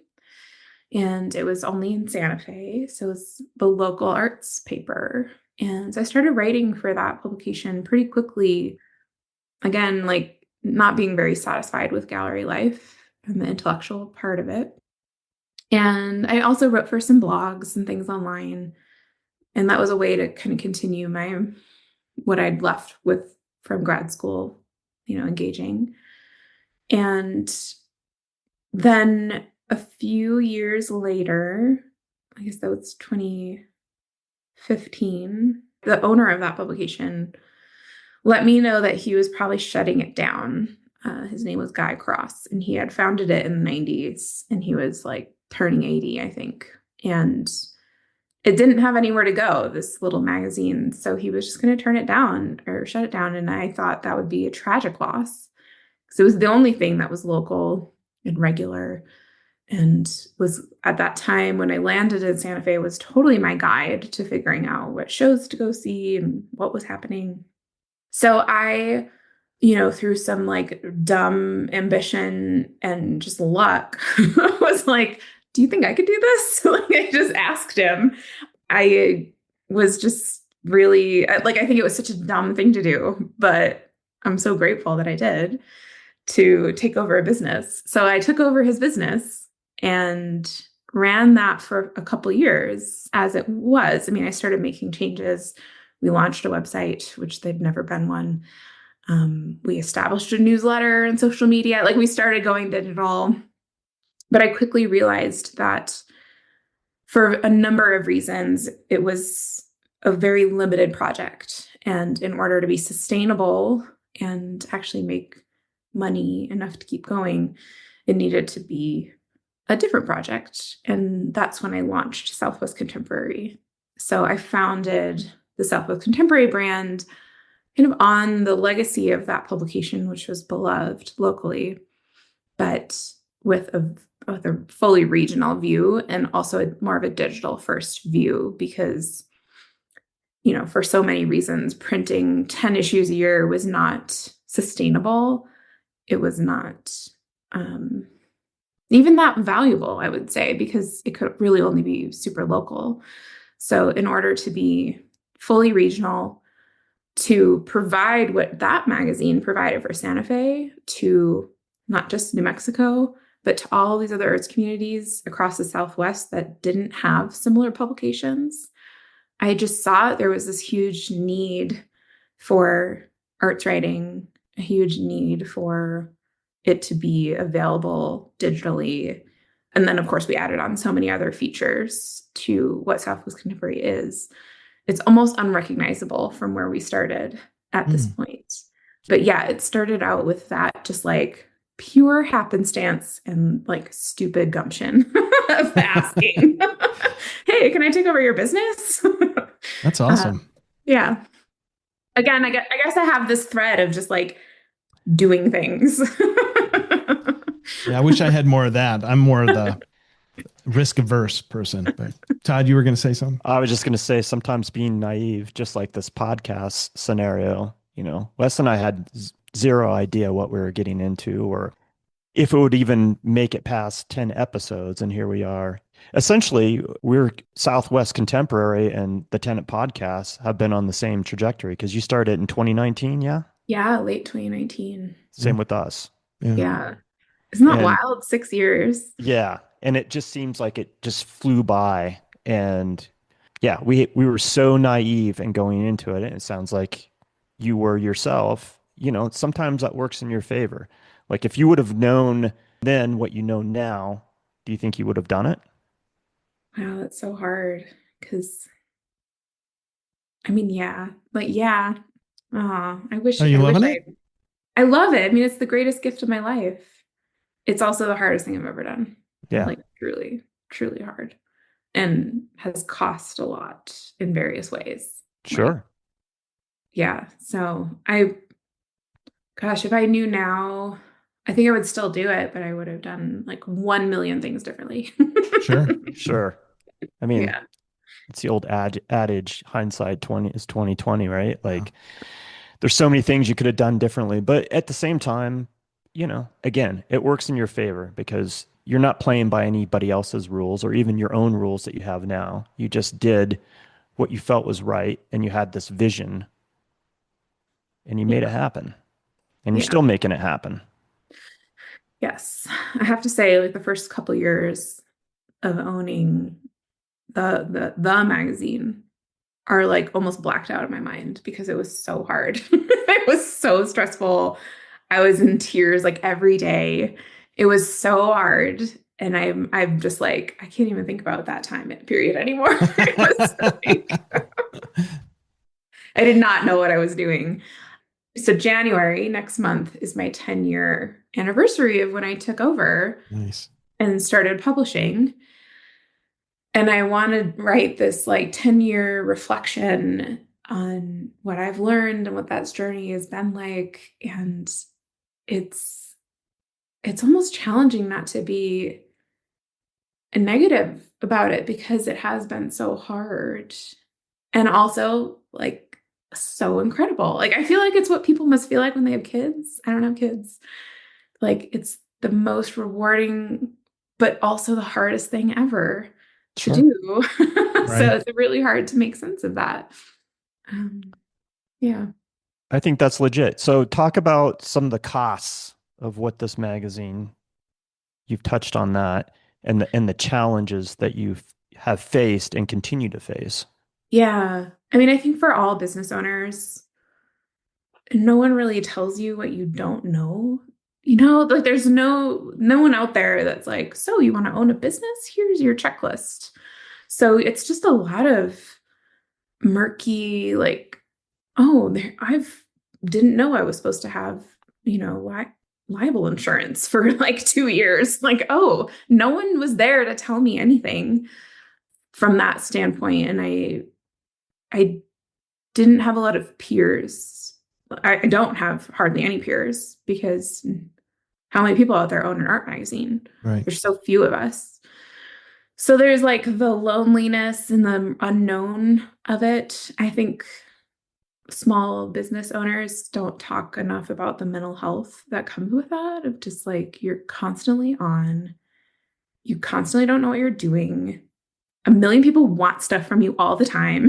It's like, especially a magazine that's sort of public facing operation, where I'm like in the tiny sphere of Santa Fe, it kind of became a public figure on the tiniest scale possible.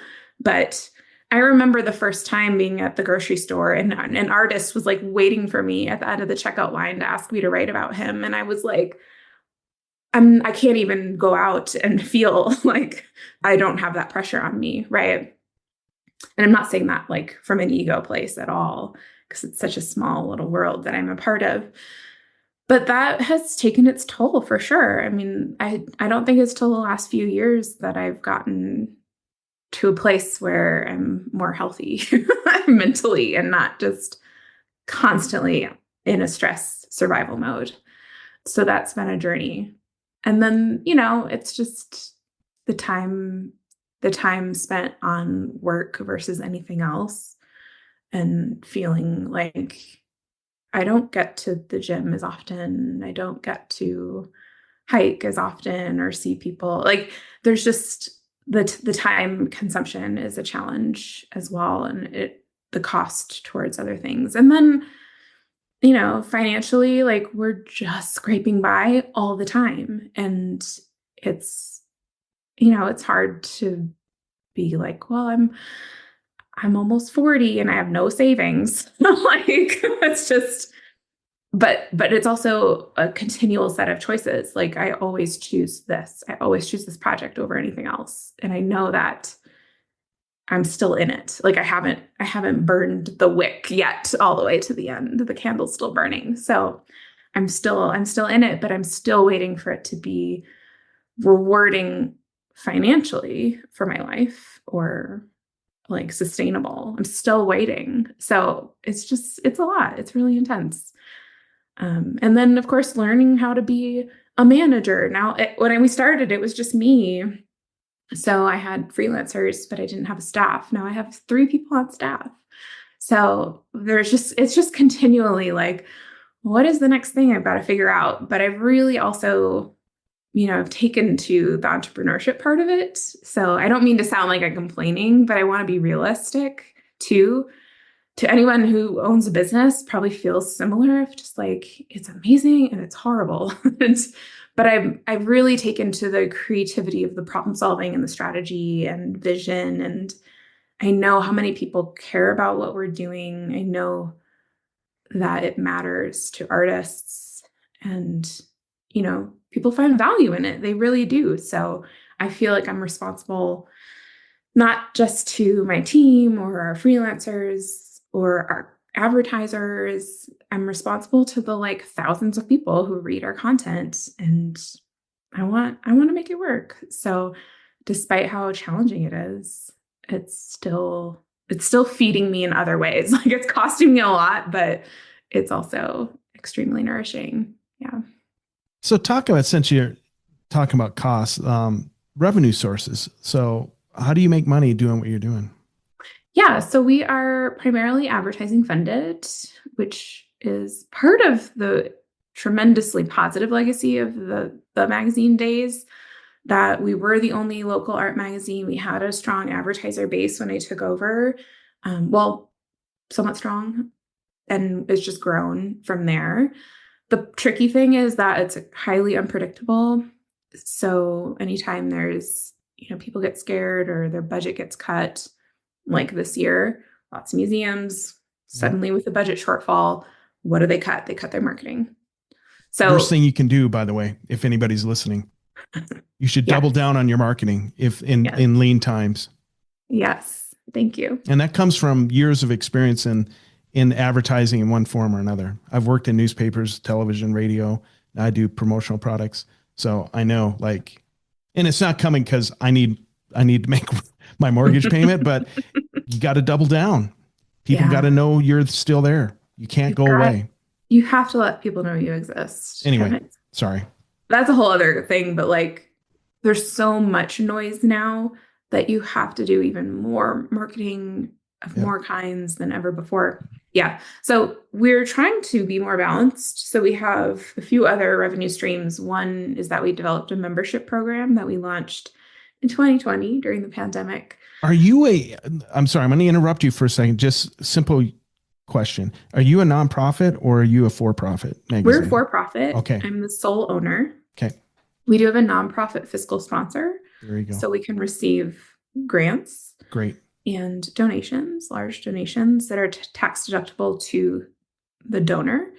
Unfortunately, as a small business, they're not usually tax deductible to us. Right. We pay, gross receipts tax like any other contribution on donations. But we've gotten some grants. We've gotten grants from the Google News Initiative. They were pouring some money into journalism for a minute, and from other, journalism organizations. So we've gotten some grants. We launched a membership program so folks can become members. And talk about that real quick. Like, what's your levels? Do you have multiple levels or what? We have 3 levels. So you can join at, they're called the Friend, Supporter, and Ambassador. Nice. The Friends are $4.50 a month, super cheap, or $45 a year. Then $9.50 a month or $95 a year. And then $25 a month, $250 a year. And they get really cool perks. So all members get access to our art industry newsletter. That's a monthly newsletter of open calls, job openings in the arts, artist residencies, other kinds of resources and opportunities like workshops or fellowships or grants that people can apply for.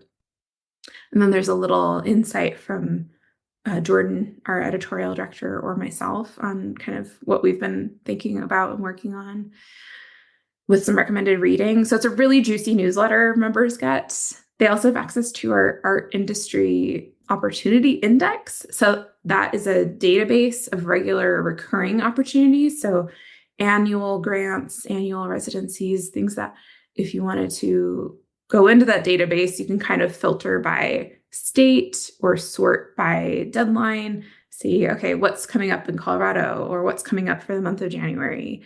So those are kind of companion pieces that members have access to. Nothing else on our website is paywalled. Everything else is free, including our print issues. Like in the digital format, they're free. But if you become a member at the supporter level or above, you get a print subscription in addition to the digital. And then we have some merch. We usually work with a local artist to do some merch. And then at the ambassador level, it's really just an invitation to support at a higher level, but you do get a free t-shirt. So there is, some merch perks. So you have, I'm going to put on my promotional products hat. Do you have people you're working with locally? Is that how you do it? Or do you do like the foreign print people? I wish that we had more local. Yeah. I mean, we have done local, and we've done the like big companies like Printful. And unfortunately, it's so expensive to do local. I wish that we could, and I hope that we can maybe find a partnership with someone local. We always work with local artists to do the Yeah. designs. Yeah. No, that's smart. But the manufacturing is like, it's a challenge. So you deal with local people on the art stuff. Do you pay them to do the art do they get a cut, or is this something that you're asking for a donation for? No, we pay everybody for labor. We really Nice. believe in that.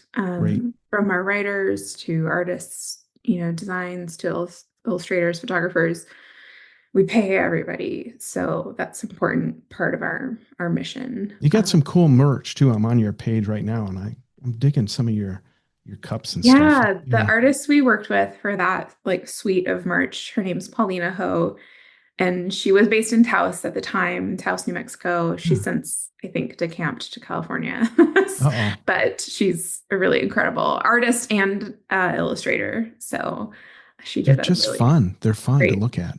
Yeah, they're very sunny and warm. Yeah. I want to tell people, like, did you hear her membership levels? Like, if you give up one Starbucks coffee, less than a Starbucks coffee, you can be a supporter, right? No. What's the entry level? A friend. You can be a friend. Give up 2 or 3. Now you're at the next level. Give up like maybe Starbucks in whole.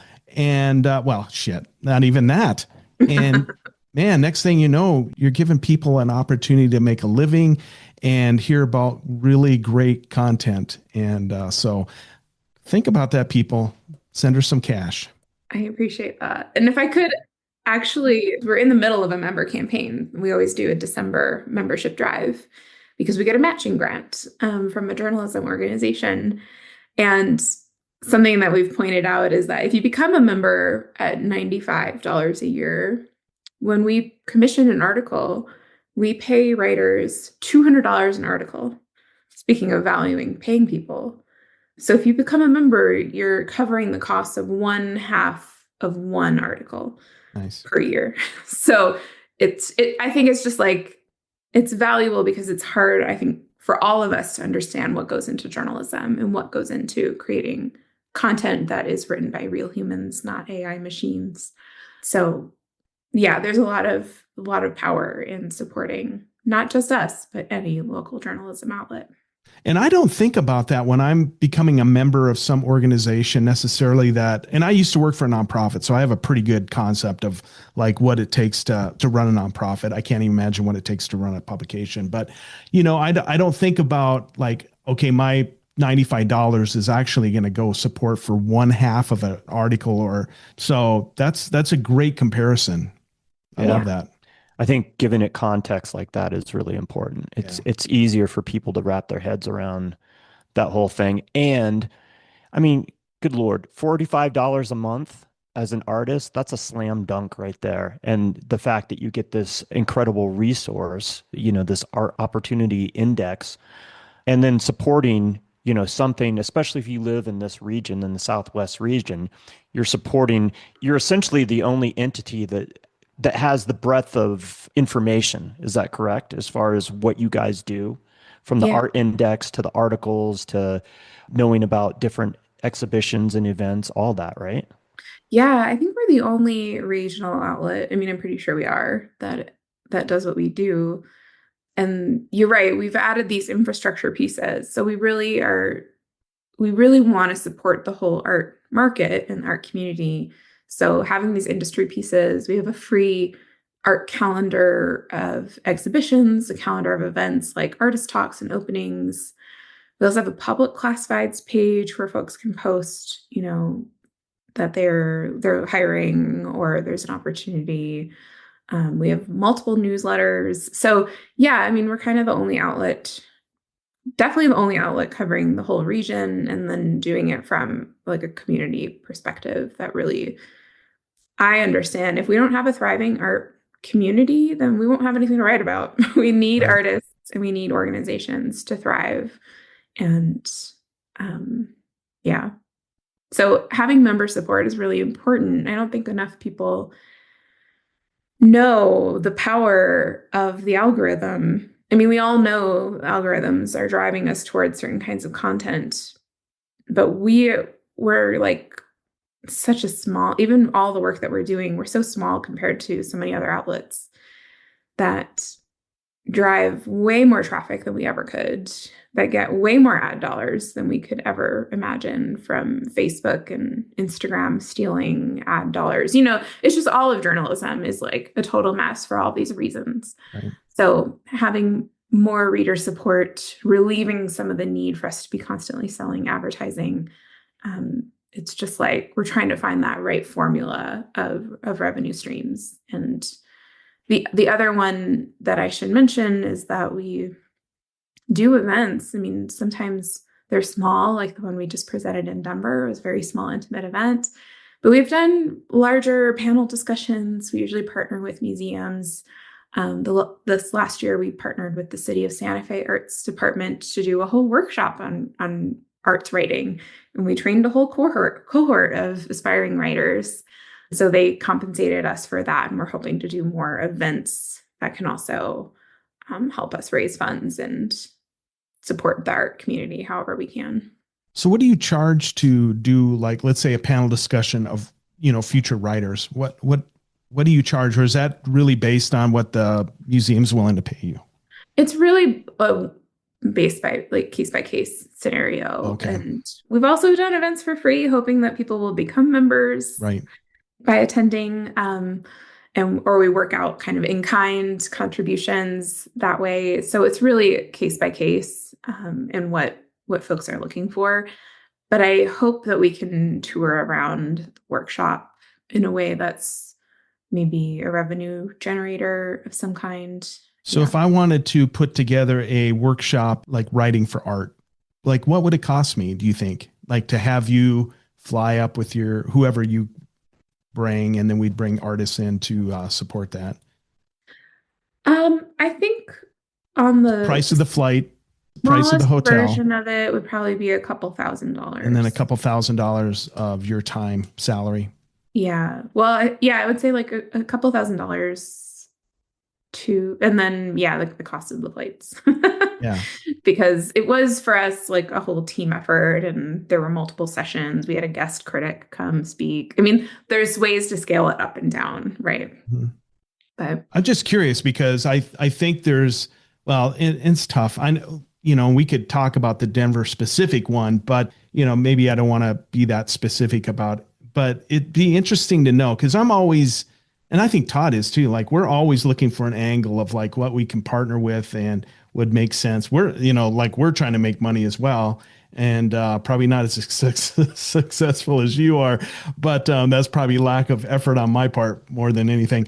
But, like I could see flying you or maybe you're a team of you up here and doing a writer's workshop kind of thing. But I have no idea what it would, like what I would have to do on my end to make it real for you. So that's why I'm kind of asking. Yeah. And, we have, and I think this is like true of, we're not a nonprofit, but we kind of operate like one. Sure. Where we're always like mission first. We're like, we'll do it for pennies. We're always trying to find a way to make it work, even though we shouldn't do that. Yeah. Too bad like your electric company and your, grocery store doesn't operate that way, right? Exactly. But it's tough too, being in the arts where people expect things to be free. They expect. Well, and we've talked about that. How many artists get taken advantage of by nonprofits because they think, well, just donate your art. Well, this art costs money and you should not just take advantage.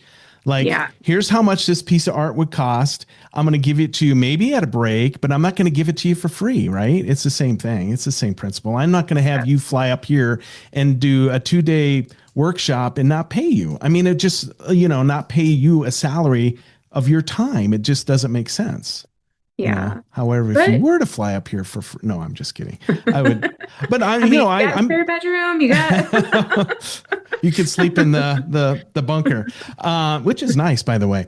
But I'm serious. I'm always looking for that angle of like, because especially up in Rapid City, we got plenty of opportunity, but nobody's doing this kind of work, right? Like nobody's bringing in panel discussions from across the country to benefit. And we got a big community. Well, we got a fairly decent sized community, and there's writers here that might benefit for something like this. I don't know. Maybe maybe I'm wishful thinking, but I'm just curious. Now we I've should spent really way talk too much about it. time on me. So, But I think it's a true, like, part of what happened when we really started growing is that we're covering 6 states in a huge geographic area with a ton of stuff going on. And we still don't have enough writers to cover it all. Partly because there's no writing jobs for arts writers. Like, right. your local paper maybe does one piece a week on an exhibition. Your alt weekly maybe does one thing. Maybe they've cut it entirely, right? And they don't really have an arts department anymore. Yep. Again, crisis in journalism. We all know all about it. But the arts get cut first and the most. So there's nowhere for folks to even try being an arts writer. So we thought if we want more writers, we're going to have to train them up, like give them opportunity. Yep. So it's real. It's like we're doing it for them, but we're kind of doing it for us so that we continue doing this work. Sustainability. Yeah.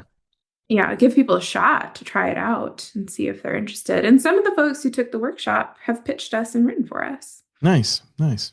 Yeah. And there's so much going on, and I'm just talking about here in Colorado. So you're talking about the whole region. Like literally, you could be writing an article every week on something that's happening that's significant in some way, shape, or form, right? Yeah. Yeah. There's so many stories to tell. I mean, so our goal for this member campaign is to raise $10,000 and then 6,000 will be matched. So 16K. We spend about 30K on writers every year. So it doesn't even cover all of it. Right. And we could double that and we wouldn't run out of stories to tell. We could do twice as much. Easily, 4 times. I mean, it's just, there's no end. And there's also enough hunger from readers to read this content because, it's like if you're not finding it locally in your local newspaper or alt weekly, if you don't have a local art magazine, it's just like the fundamentals of having information to act on. Like, how do you even know where to go to have an evening gallery walk or something? And this is why you guys are so essential. I mean, Southwest Contemporary is doing a huge, huge job covering this region, and it's a huge region. What is your readership, if I can ask? So the big shiny number is that we reach about 330,000 people per year. That's across all of our different channels. On our website, it's like 16,000 readers, unique readers per month. In print, we do 3 print issues a year. 2 are our thematic editorial publication that reaches 75,000 people. Our New Mexico, we do one thing that's still New Mexico based. That's our New Mexico Field Guide. It's an arts and culture guidebook to the whole state. Nice. That's hugely popular. That one by itself reaches about 50,000 people. That's an annual. And then, we have social and our newsletter. So there's many sources of that big shiny number. But the kind of cool thing is that about 40% of that number are folks who are outside of this region looking to the Southwest to see what's going on. And it's not just New York and California. It's like Chicago, Florida, the Pacific Northwest. We have a lot of readers up there. I think folks are just interested in the Southwest. It's like a poppin' place for tourism. And if they're looking for anything arts related on the internet, they're going to find us. So we get a lot of national viewership too. And what people don't realize, and I tell people this all the time, but the Southwest, Santa Fe, Colorado Springs, they've been an integral part of the history of American art from the get-go. Yeah. People, I think they think New York, LA, but this region has been a hotbed for artists since the beginning. Yeah. Yeah. The art history of New Mexico goes way back. Of course, We have Georgia O'Keeffe's legacy and the Yeah. Taos Moderns, the Taos Art Colony. There's definitely a legacy of folks kind of fleeing New York to come be more experimental, be a little Yeah. more free. And before that, of course, rich, rich traditions of the indigenous people here and indigenous ceramics, weavings, fiber arts, the incredible architectural practices here. It's just like there's so much layered history in New Mexico. I absolutely love living here. And you're right about Colorado Springs. I actually didn't know that much of Colorado Springs' history until my recent trip up to Denver. I stopped at the Colorado Springs Fine Arts Center, and they just reinstalled their permanent collection. It tells an incredible story of the history of artists coming to the academy, Broadmoor Academy Yeah. there. And they have a really, really cool documentary photography of folks they're working in their studios in the early 1900s. So really rich traditions. And there's the obvious reasons why people want to come out here, the big skies and nature and the freedom to be a little more isolated.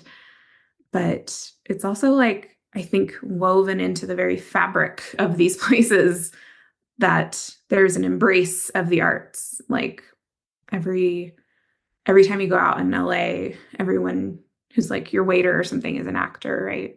But here in Santa Fe, it's like everyone is an artist. Like everyone, even my plumber is an artist. So it's a part of life in a way that is really special compared to other parts of the country, I think. Have Yeah, you I ever get it. read? Oh, you talk about big skies. I got a old college classmate of mine, Laura Tarnoff, that lives down there, and she's an artist. And her sunrises and sunsets on her, she does it. I think she just uses her iPhone or whatever. But oh my God, her stuff is like the skies are just beautiful down there. And Todd and I have talked about State of Enchantment. So, It but is unreal. yeah, Yeah, it's like nowhere else. yeah. I was going to ask you, have you ever read the book Music Medley? Mm, no. If I can find a copy of it, I will send it to you. But it documents that whole Broadmoor Academy school written by Archie Music. And, they were just a bunch of crazy bohemian artists, like running out in the woods and painting in the nude and drinking red wine and, It sounds amazing. yeah, just being artists, right? Be an artist. Yeah, I love it. So I got a question. Do you guys do Substack? No, we don't. Do you have We have thoughts on Substack? I think I think it has its reasons Mhm. for existing. It kind of creates like a walled garden effect Mhm. for maybe smaller publications Yeah. or for solo producers. I think what we're doing has already like outgrew that before it even Okay. existed, Yeah. Yeah. So we have a whole tech stack I'd be happy to share with you sometime if you're interested. At one point I was like, I feel like we're a tech company because we have so many tech subscription, like just Oh, tools that we need to do all yeah. the Yeah. things. Oh, that sounds Yeah, like another conversation. That yeah, sounds it's a whole interesting. thing. So anyway, I just curious because that's kind of like everybody has a Substack now. And I didn't know if that was something you guys have but it sounds like your decision is like, well, we're bigger than a Substack would really, because I know people are actually making money off of that. So I didn't know if that was another revenue stream. So Yeah, I'm not quite sure how their revenue model works yeah, actually for Substack. yeah. I think, yeah, I just Well, think it's we're kind of like a Patreon. I think it's like a Patreon account. In other words, like let's say in your case, we're going to do a featured article that's only going to be on Substack. And if you're a follower of us or whatever the term they use, a Patreon of Substack, you get to read this special article, and then you pay whatever $5 a month. That I yeah. think that's how the revenue is, and I don't know how Substack makes their money, but it Right. sounds like it's all like really writer based, and I know a lot of photographers are going to that now. And if you want to see their stuff because they're disenchanted with Instagram, then they've started Substacks. So anyway, I was just curious. It seems like it's a handy integrated solution where we like I was saying, we have a tech stack. So we have our web platform and a newsletter platform and a membership platform, whereas Substack maybe does all of those, but is less customizable. So we have control over all of those in more nuanced ways. Yeah, that makes sense. You were talking about one of your missions is empathy. In addition to that, for Southwest Contemporary, what is your mission, and has it evolved over the last 6 years? Yeah, so I think about our mission in kind of three main pillars or angles. The overarching mission is to bring art into people's lives, which is sounds so basic when I say it. But the way I break that apart is there's like the micro to macro scale. So on the micro scale, that is the individual reader in holding the magazine, right? Reading something and that art and those words adding value to their life. Like what we've talked about, that one-to-one critical engagement, the empathy that comes out of understanding an artist. That's really like the core true nugget of the mission. The macro end of that is we are narrating the current art of our time on a broad scale to not just locals and individuals, but on a national level. So we are documenting, we're archiving what's happening, we're archiving and documenting what people care about and think about, from artists to readers. And that is like the future art history of this time, or one day it hopefully will be, if it continues to exist as an archive. It also is communicating more broadly to our society, like what we think is resonating with the most people, right? We can get kind of philosophical about how we choose what to write about. I like to think about it as like what we think will resonate and matter to the most people, without ever like equating that with click-through rates or anything like that. But what we think is important and important to others. So it's not our personal tastes so much as a reflection of what our collective tastes look like, or collective concerns.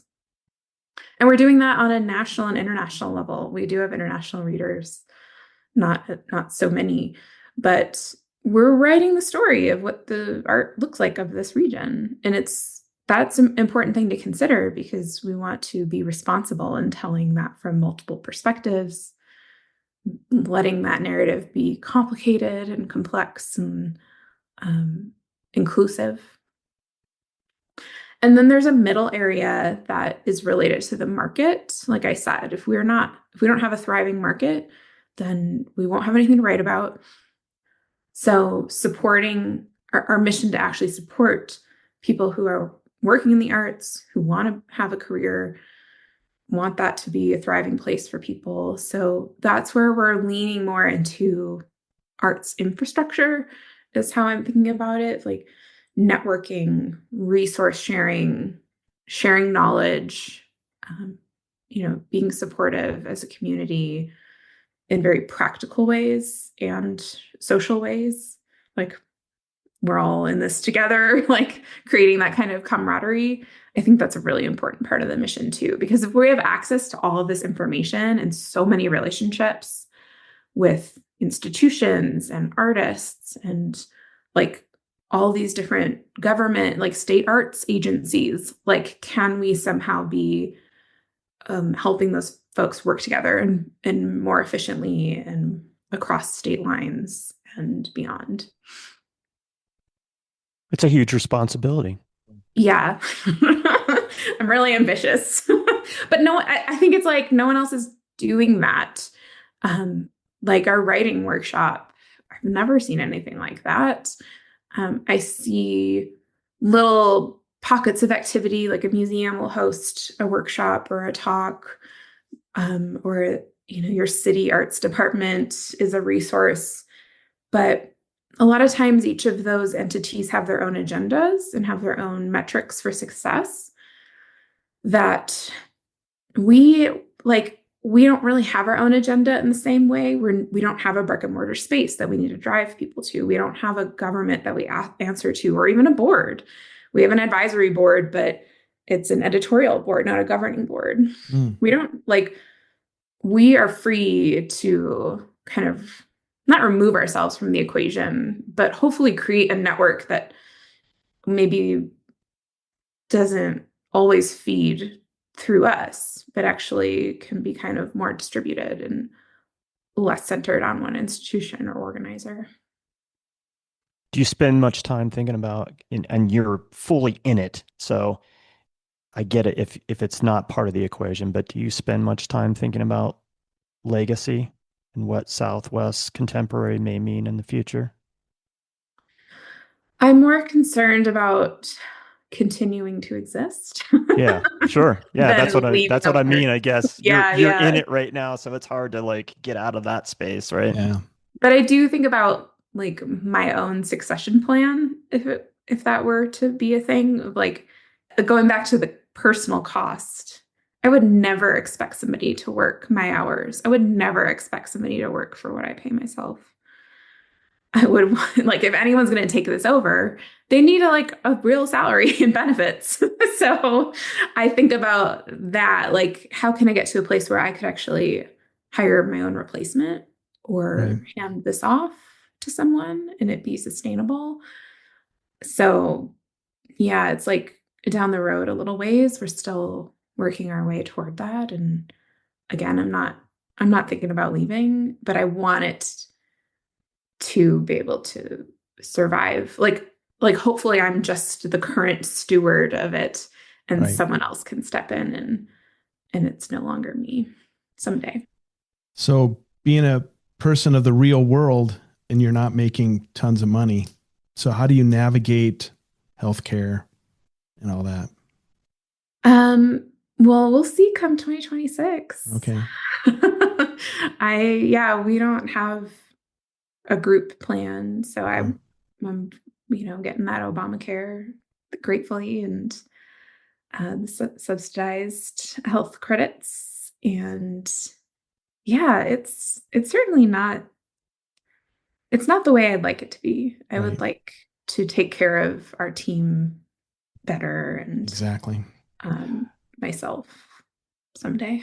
Yeah. Well, and you know, I just met with, well, I haven't actually met with her, but my healthcare got renewed for the year. Right. So, and holy bucket, you know, the way ours is set up, the older you get, the more expensive it is. Probably that way with everybody.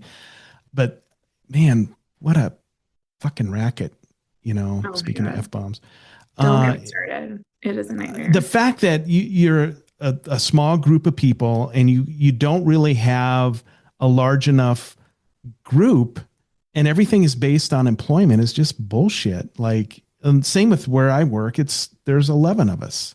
And, you know, and half of them, well, more than half are on their spouse's healthcare. So we have my wife works for a bigger organization and they have a lot of people. So not that it's not a whole lot cheaper, but, you know, she's got a bigger group that, you know, they can pull from so they get better rates. So anyway, and that's the thing, you know, you're an entrepreneur, you're trying to make this thing happen. And there's nobody doing us any favors by, you know, the cost of healthcare and the cost of living. It's not cheap to live in Santa Fe. And I'm assuming you live near or in Santa Fe. So that's not a cheap place to live either. So I feel for you. And it's changed a lot since I landed here in 2012. It's gotten so expensive. Like going back to what we talked about earlier, like when you start a business, there's no one there standing around saying like, here's what you need to know. And it's stuff like that, like HR and benefits, and that if you're maybe a larger company, there's more resources and more available to you.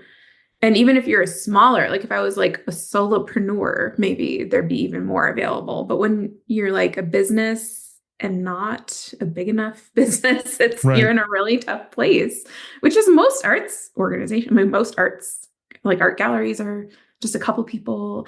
It's almost like you're penalized for being so scrappy. Right. Yeah.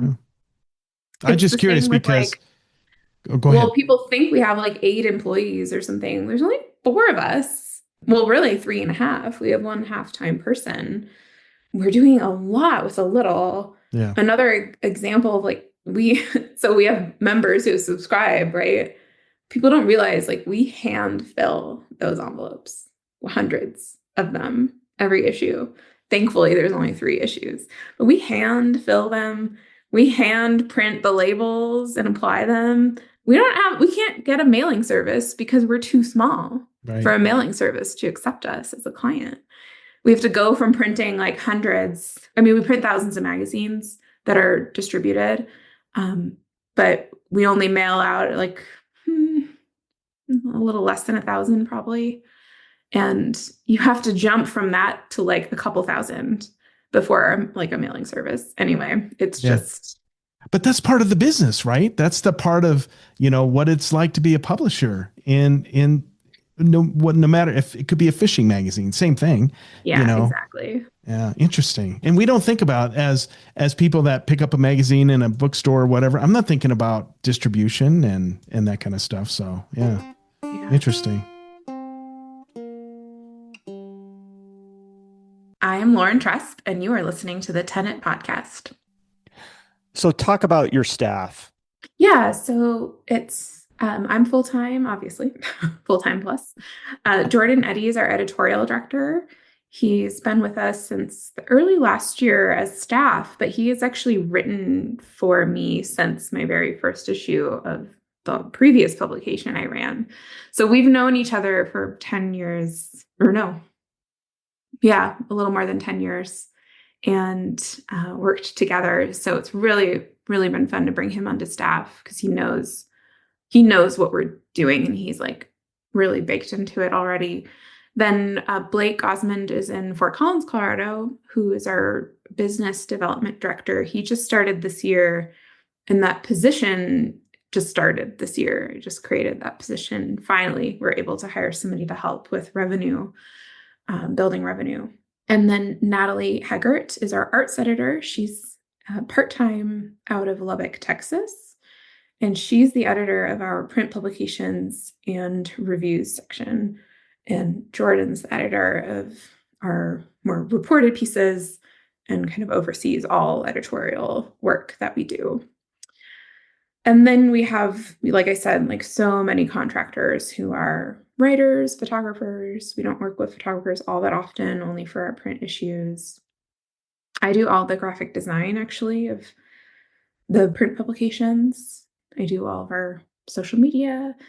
I do all the bookkeeping. Well, we have a part-time bookkeeper. She helps out, but I do like a lot of the bookkeeping and admin and, all the fun business stuff. And we're fully remote, so we're all meeting on Zoom a few times a week, and we're hanging out on Slack together. Yeah, that's kind of the core structure of it. It's a lot of hats to wear. It's a lot of hats. Yeah, most of what I do is revenue oriented, and like also still selling a lot of ads and any other. I run the membership. So do you have anybody running ads? I mean, are you doing all the advertising work of it? So Blake does. Oh, Blake. I'm sorry. But that's the first, only this year. So he started in March. I've had like some freelance help or part-time help with ad sales throughout the years, but never really like a full-time staffer dedicated to it. So how do you pay? Once again, I'm a salesperson, right? So how do you pay your ad guy? Is he a salary guy, or does he get commission based on salary only? Right, salary only? Okay. Yeah. We're not doing commissions at the moment. Is there a reason why you just chose that route instead of commissions? Just out of curiosity. Yeah, I mean, I've had other folks come on as primarily commissions. And I think it's just really tough, especially at the beginning, to get up and running to a point where you can actually live off of commissions. Right. I think it just seems like it's a hard, like the calculus just doesn't quite work for a lot of people unless they're really confident. It's hard to find a good person who knows media sales specifically. And Blake really does. He came from another publication that was in the brewery industry. So he knows media sales Right. but is new to the arts industry. So he's really bringing it. But even so, it's like just that reliability versus the unreliability of Yeah. commissions. Yeah. It's also more predictable for us as a company. Sure. Yeah. Because you Yeah. know what you're going to pay him and not have to worry about factoring what his commission is this month as opposed to next month. But yeah. Yeah. Yeah. And we also work very collaboratively. So it just also makes it easier Yeah. for me to like hand off accounts or fill in. Like Nice. we work as a team instead of kind of this is mine, you know? Right. Yeah. Yep. Yep. Yeah. No, I know the feeling because I work straight commission and I compete or work with, depending on, sometimes it feels like I'm competing because, there's this only certain amount of pie, right, in a region, Yeah. that you're competing against three other people, as opposed to everybody else who's doing promotional materials. So, but yeah, I was just curious. That's probably a good way to do it. That way, like you said, you don't have to worry about territory and who's getting what, and But Yeah. yeah, interesting model. Yeah. I think I've tried them all at this point. I've Sure, tried sure. part-time commission, straight commission, full-time commission. That was very brief. Now it's full-time. So yeah, it's just I've Yeah, tried them all. yeah. No, that's good. Well, I'm glad you found something that's currently working for you. Not that it can't change. Yeah. Yeah. If there's anything, the wisdom of knowing anything can change at the drop of a Right. whatever. And being flexible to Yeah. move that way. Yeah. I want to talk about the region of the Southwest because I think sometimes it's hard, especially if you don't live in the United States. But even if you do live in the United States, it's hard to wrap your head around what that region is, what states are contained within the Southwest region. Can you talk a little bit about that? Yeah. And I don't think I really have a straight answer. People want to know exactly what it is, and it's more complicated than that. Some people define the Southwest as just Arizona and New Mexico. We cover New Mexico, Arizona, Colorado, Utah, Nevada, Texas, and the desert parts of Southern California. We also cover the borderlands, which includes northern Mexico. So kind of ignore the national border. We're working on that more. We would like to really invest in that in the coming years. So we don't really say that our region is the Southwest and the Southwest is our region. There's like our coverage area, and then the reasons why we choose this area. So part of it is geographic, of course, but some people would say Utah is like the Intermountain West, not the Southwest. I totally get that.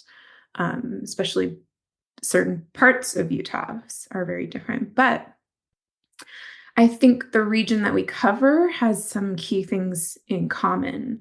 There's some key issues and obstacles folks are dealing with being part of an area of the country that has really rich artistic traditions and pockets of artistic activity that are completely ignored elsewhere. I mean, I think this is true probably of the Midwest, like if you're not in New York and LA, like going back to that, you're just ignored or underfunded.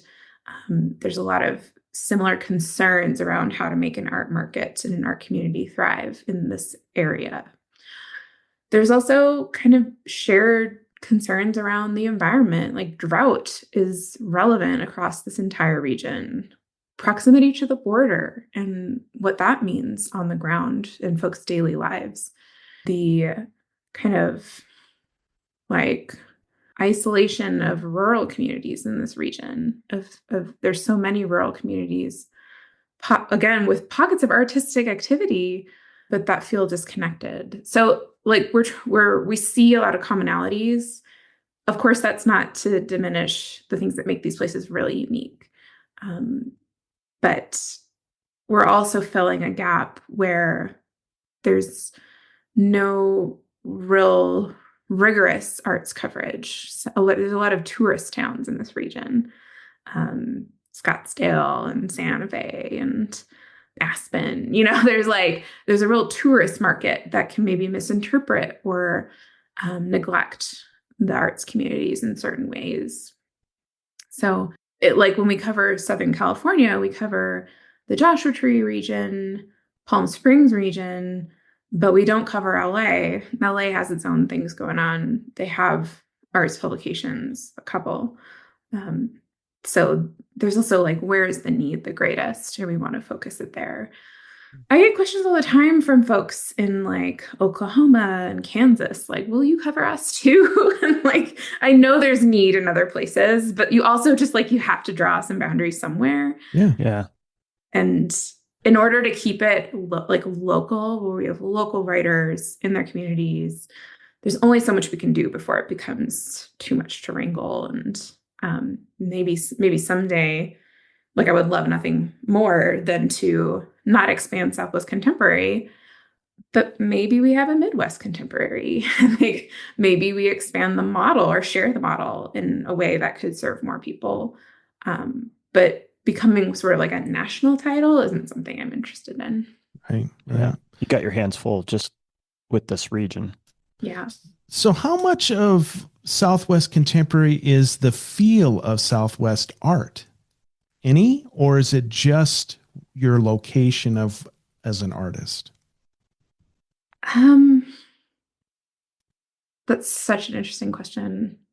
Like, what is Southwest art feel like? Right. Is my return. Well, I think and I think it's different for different people, right? But I think if somebody's just say, hey, I really love Southwest art, it would draw an image in your head of what Southwest art, like maybe Pueblo style pottery or, that kind of stuff. But when you say Southwest Contemporary, you're not really talking about the feel of Southwest art. You're talking about location mostly. Yeah. Okay. Yeah. I mean, I totally get that. And that's what the tourists come here for. And that's great if you're into landscape painting, like traditional landscape paintings or, the more Southwest vibes. Like there's nothing wrong with that. But I think what we're trying to do is actually redefine what Southwest art connotes. Right. And so that kind of work we don't cover. I know that we'll never cover it. We'll cover it when there's maybe a larger story being told within that artist's practice, or they're approaching it from an angle that's particularly contemporary rather than repeating like a formal style from a past generation. I know that can maybe frustrate some folks. There's a publication called Southwest Art Magazine that's really their purview is that style. And it's a little more commercial of an approach as a publication. So I'm sure they have a lot of collectors of that work reading their pages. Right. We're not so tied to one kind of aesthetic or even one kind of work. We're more interested in the storytelling and the representation and the conceptual grounding or historical grounding that a contemporary artist is grappling with. Yeah. And that can look like a million different things. Sure. Yeah. No, that's good. I think that's very clarifying for people that's listening, that to define what you mean by Southwest art or Southwest contemporary and your purview of, who you represent. So thanks for sharing. I mean, one of our recent issues, I don't know if you've both seen this. It's going to be blurry. This cowgirl. Oh, that's nice. She's a Colorado-based artist. And this issue is called the hyperlocal. So we were looking at like hyperlocal conditions that resonate globally. So like the narrative and myth of the cowboy is something that's like, it's of this region, but instead of, just like shoving it aside, we're interested also in like, how do you reinterpret and redefine what those narratives are and how they live on? Because you can't just ignore it.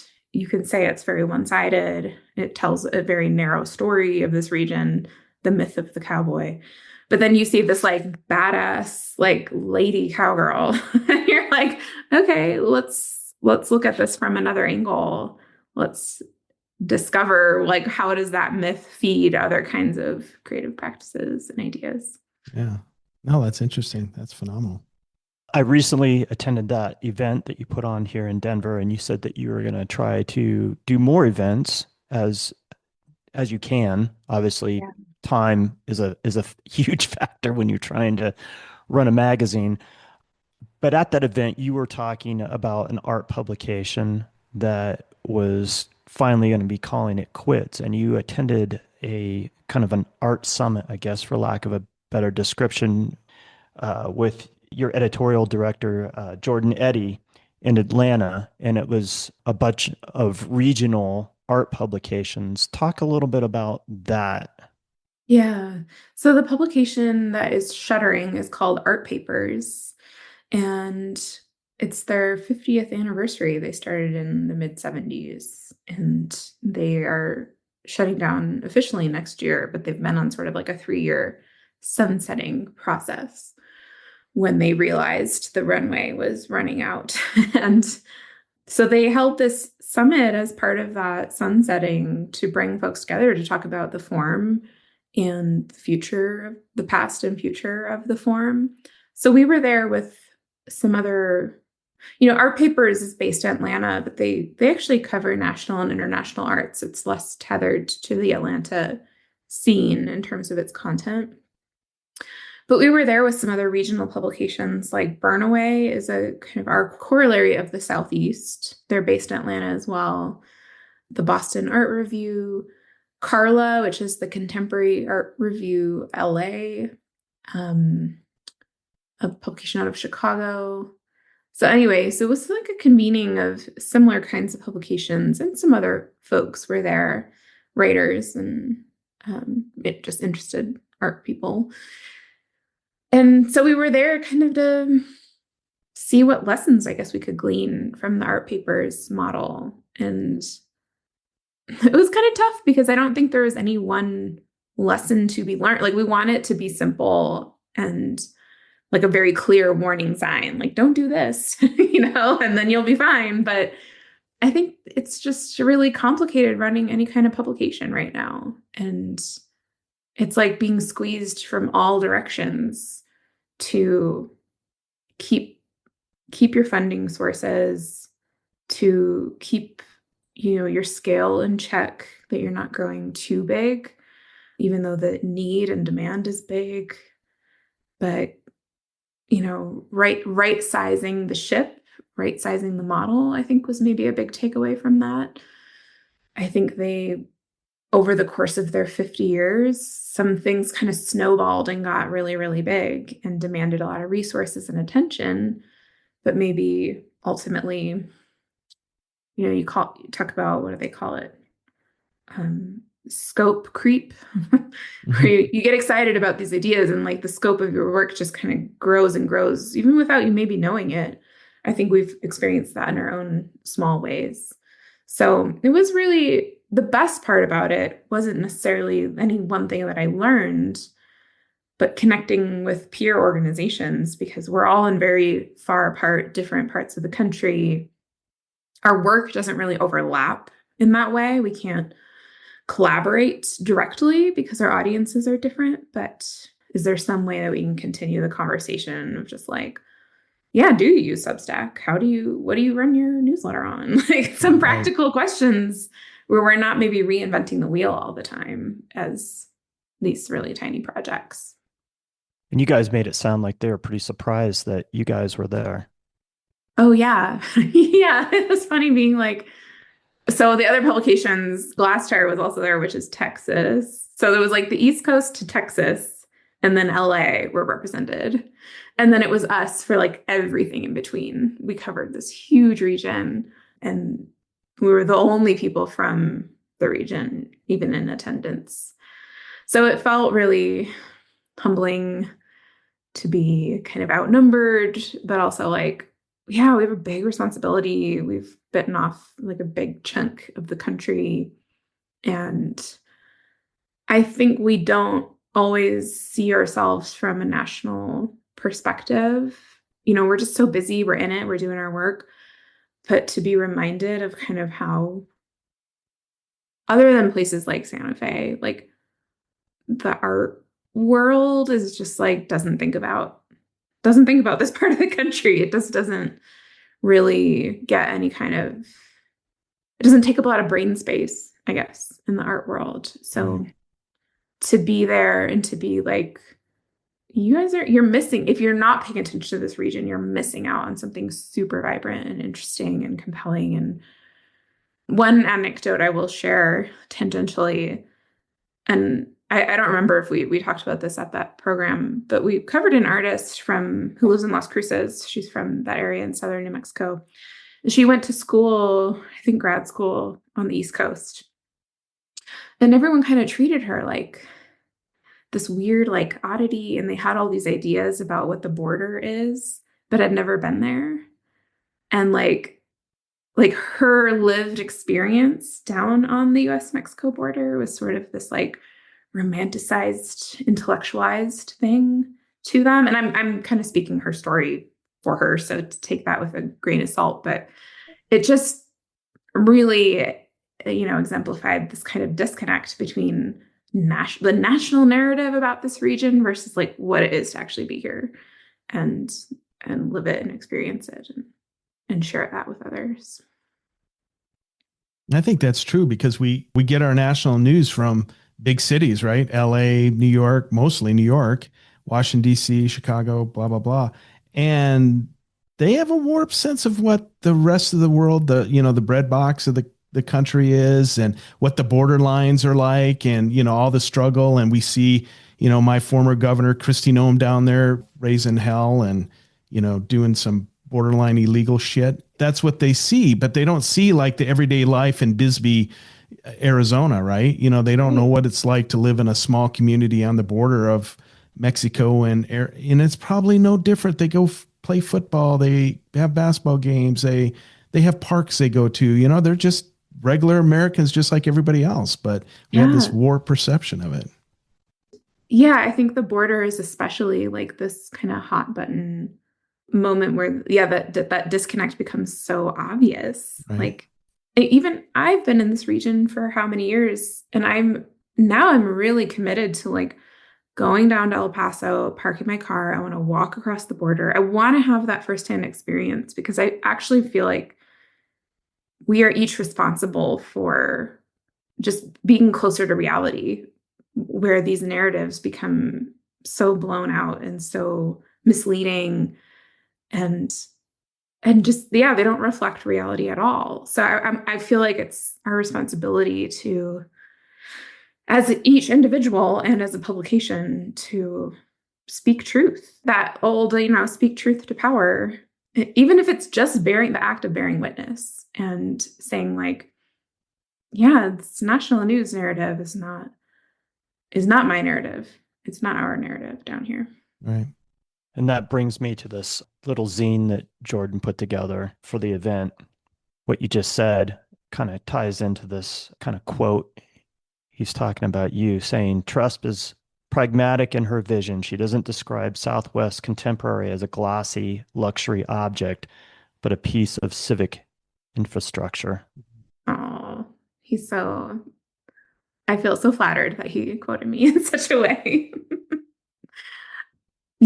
I think, this conversation about national journalism, where the national narrative has taken the place of local ones. And it's true in every sector, but in the arts, it's like the New York art world sucks up all the oxygen, where this place is, we don't need that validation, right? We don't need the validation of the New York art world or an idea of a national art world, because it doesn't matter. It actually doesn't bear any relevance on our daily ability to do our work, to engage in artists' work.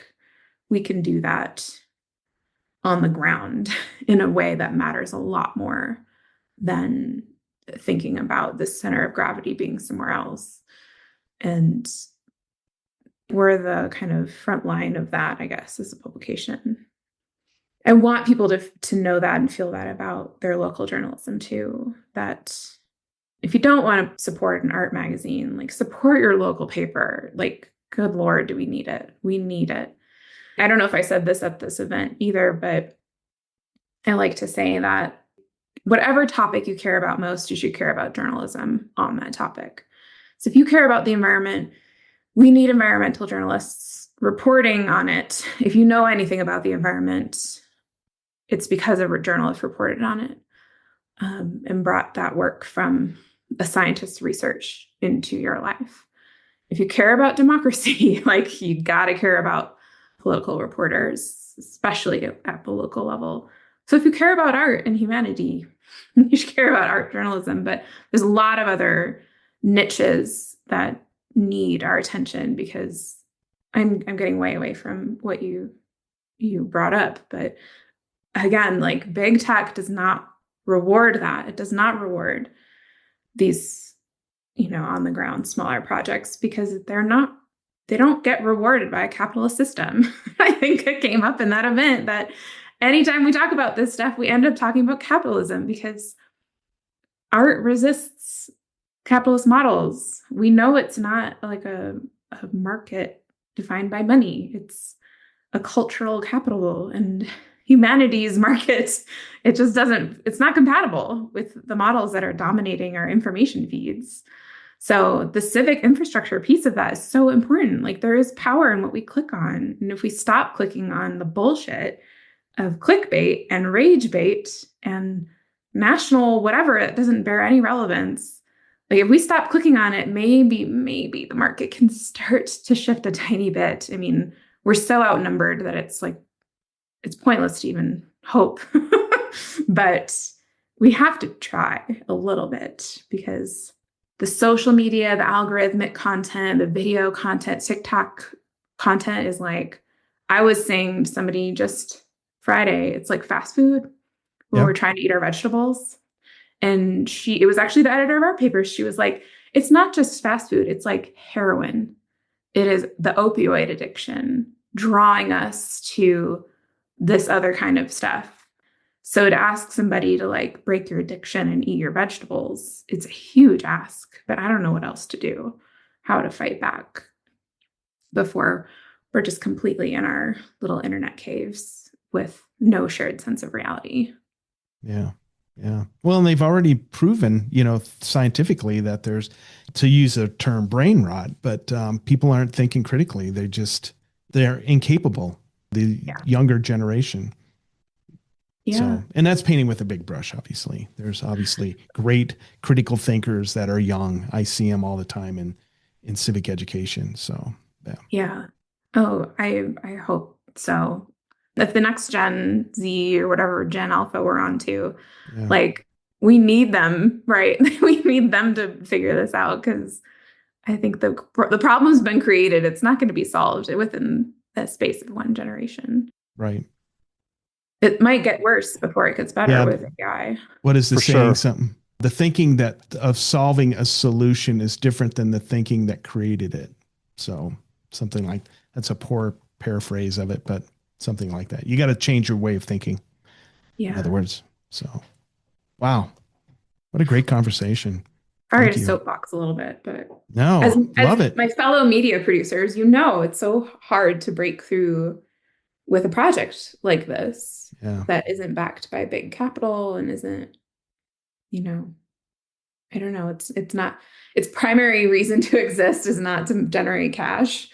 Then it's not rewarded. So we've got to band together. Yeah, absolutely. That's true. And you're fighting the good fight. You're doing your part. So keep it up. Yeah, you too.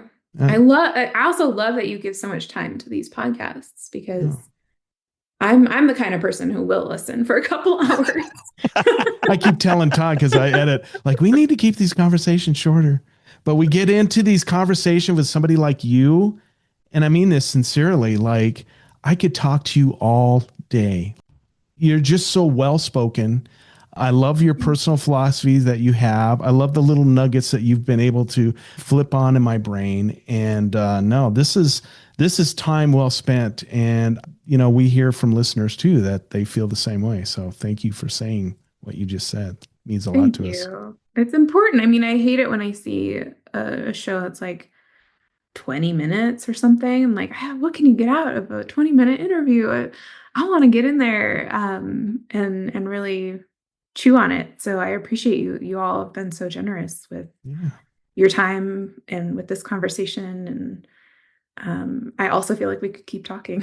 I know. I would love to hang out I know. offline. I know. As we wrap this up, I want to ask you, in the 6 years that Southwest Contemporary in its current form has existed, what are you most proud about that you've accomplished in the last 6 years? Gosh, so many things. I mean, I'm so proud of our team. Like I have the dream team right now with our staff. And we really are all on the same page, like mission wise, how we work, how we communicate. Like it is a glorious thing to have a team like that. And I've appreciated everyone I've ever worked with in terms of our staff. But right now it's like chef's kiss how we're working together. And I'm so proud of that. And they all bring their talents, but I also think it took me a long time to figure out how to cultivate that, and how to, like, I think something really switched for me when I started thinking about my role is to support them, not for them to support me. So I'm really proud of that transformation as a leader of a small team. And then I'm really proud of the growth. We've been on this crazy growth trajectory with more more genuine relationships. Yes, we have more readers and we can see that with the numbers of our traffic and whatnot, but we also have so many more like really meaningful connections with colleagues and institutions. And like I just presented to a class at ASU, and my colleague and I presented to a class at CU Boulder, and we've got this board of our editorial board is made up of like museum directors and artists from across the region. Like we've got these people coming into our orbit and finding kind of meaningful relationships there. And it just bring it, like I'm so proud that our work is resonating with them enough to invested and get involved. Even though we're a tiny team, it feels like we've got like the moral support and the energy around us that affirms our convictions. So I'm proud of that. Yeah.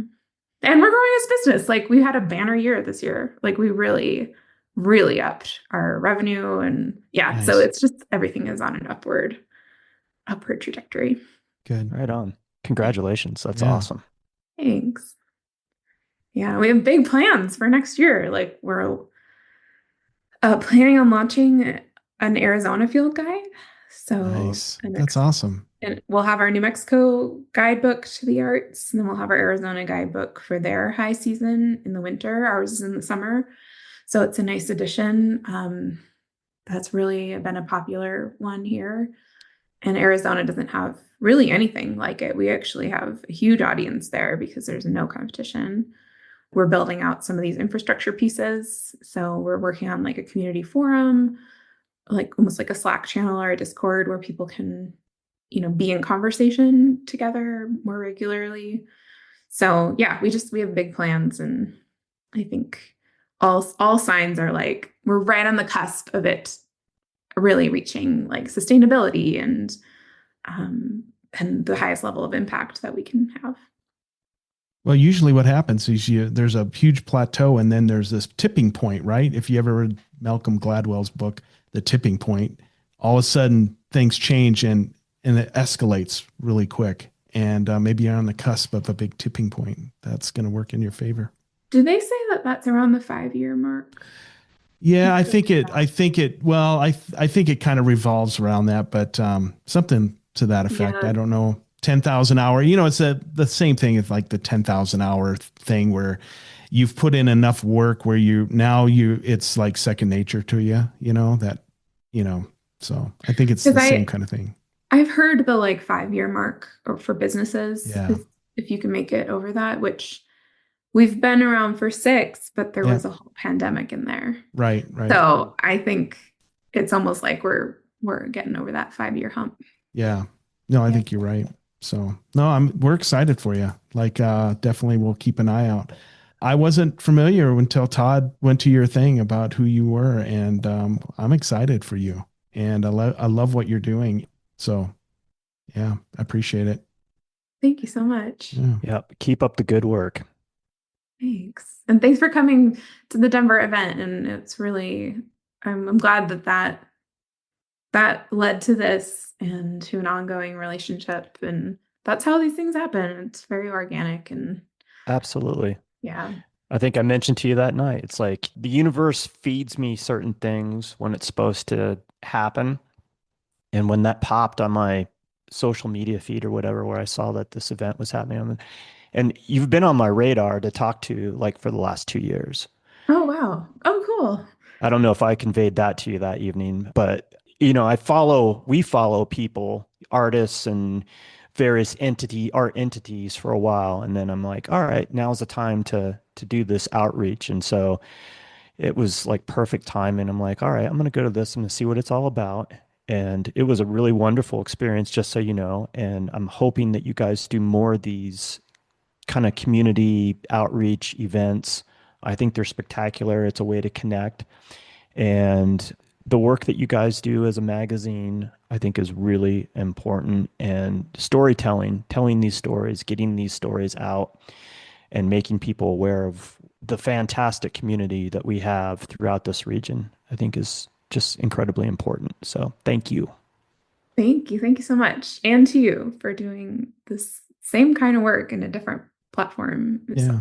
I think the more the merrier. Like if we have just more is more. So I hope you all find success as well and happy to keep chatting and yeah, stay in touch. Yeah, we want to definitely keep in touch with you and interact with you. And if there's ways we can collaborate with you, that would be an amazing opportunity for us as well. So, and Todd and I have talked about, I think this 2026, now I'm going to go back against what you said. Okay, it's going to be a horrible year for us. I don't know. We're not going to make it, and we'll never have any money, and the stars won't align.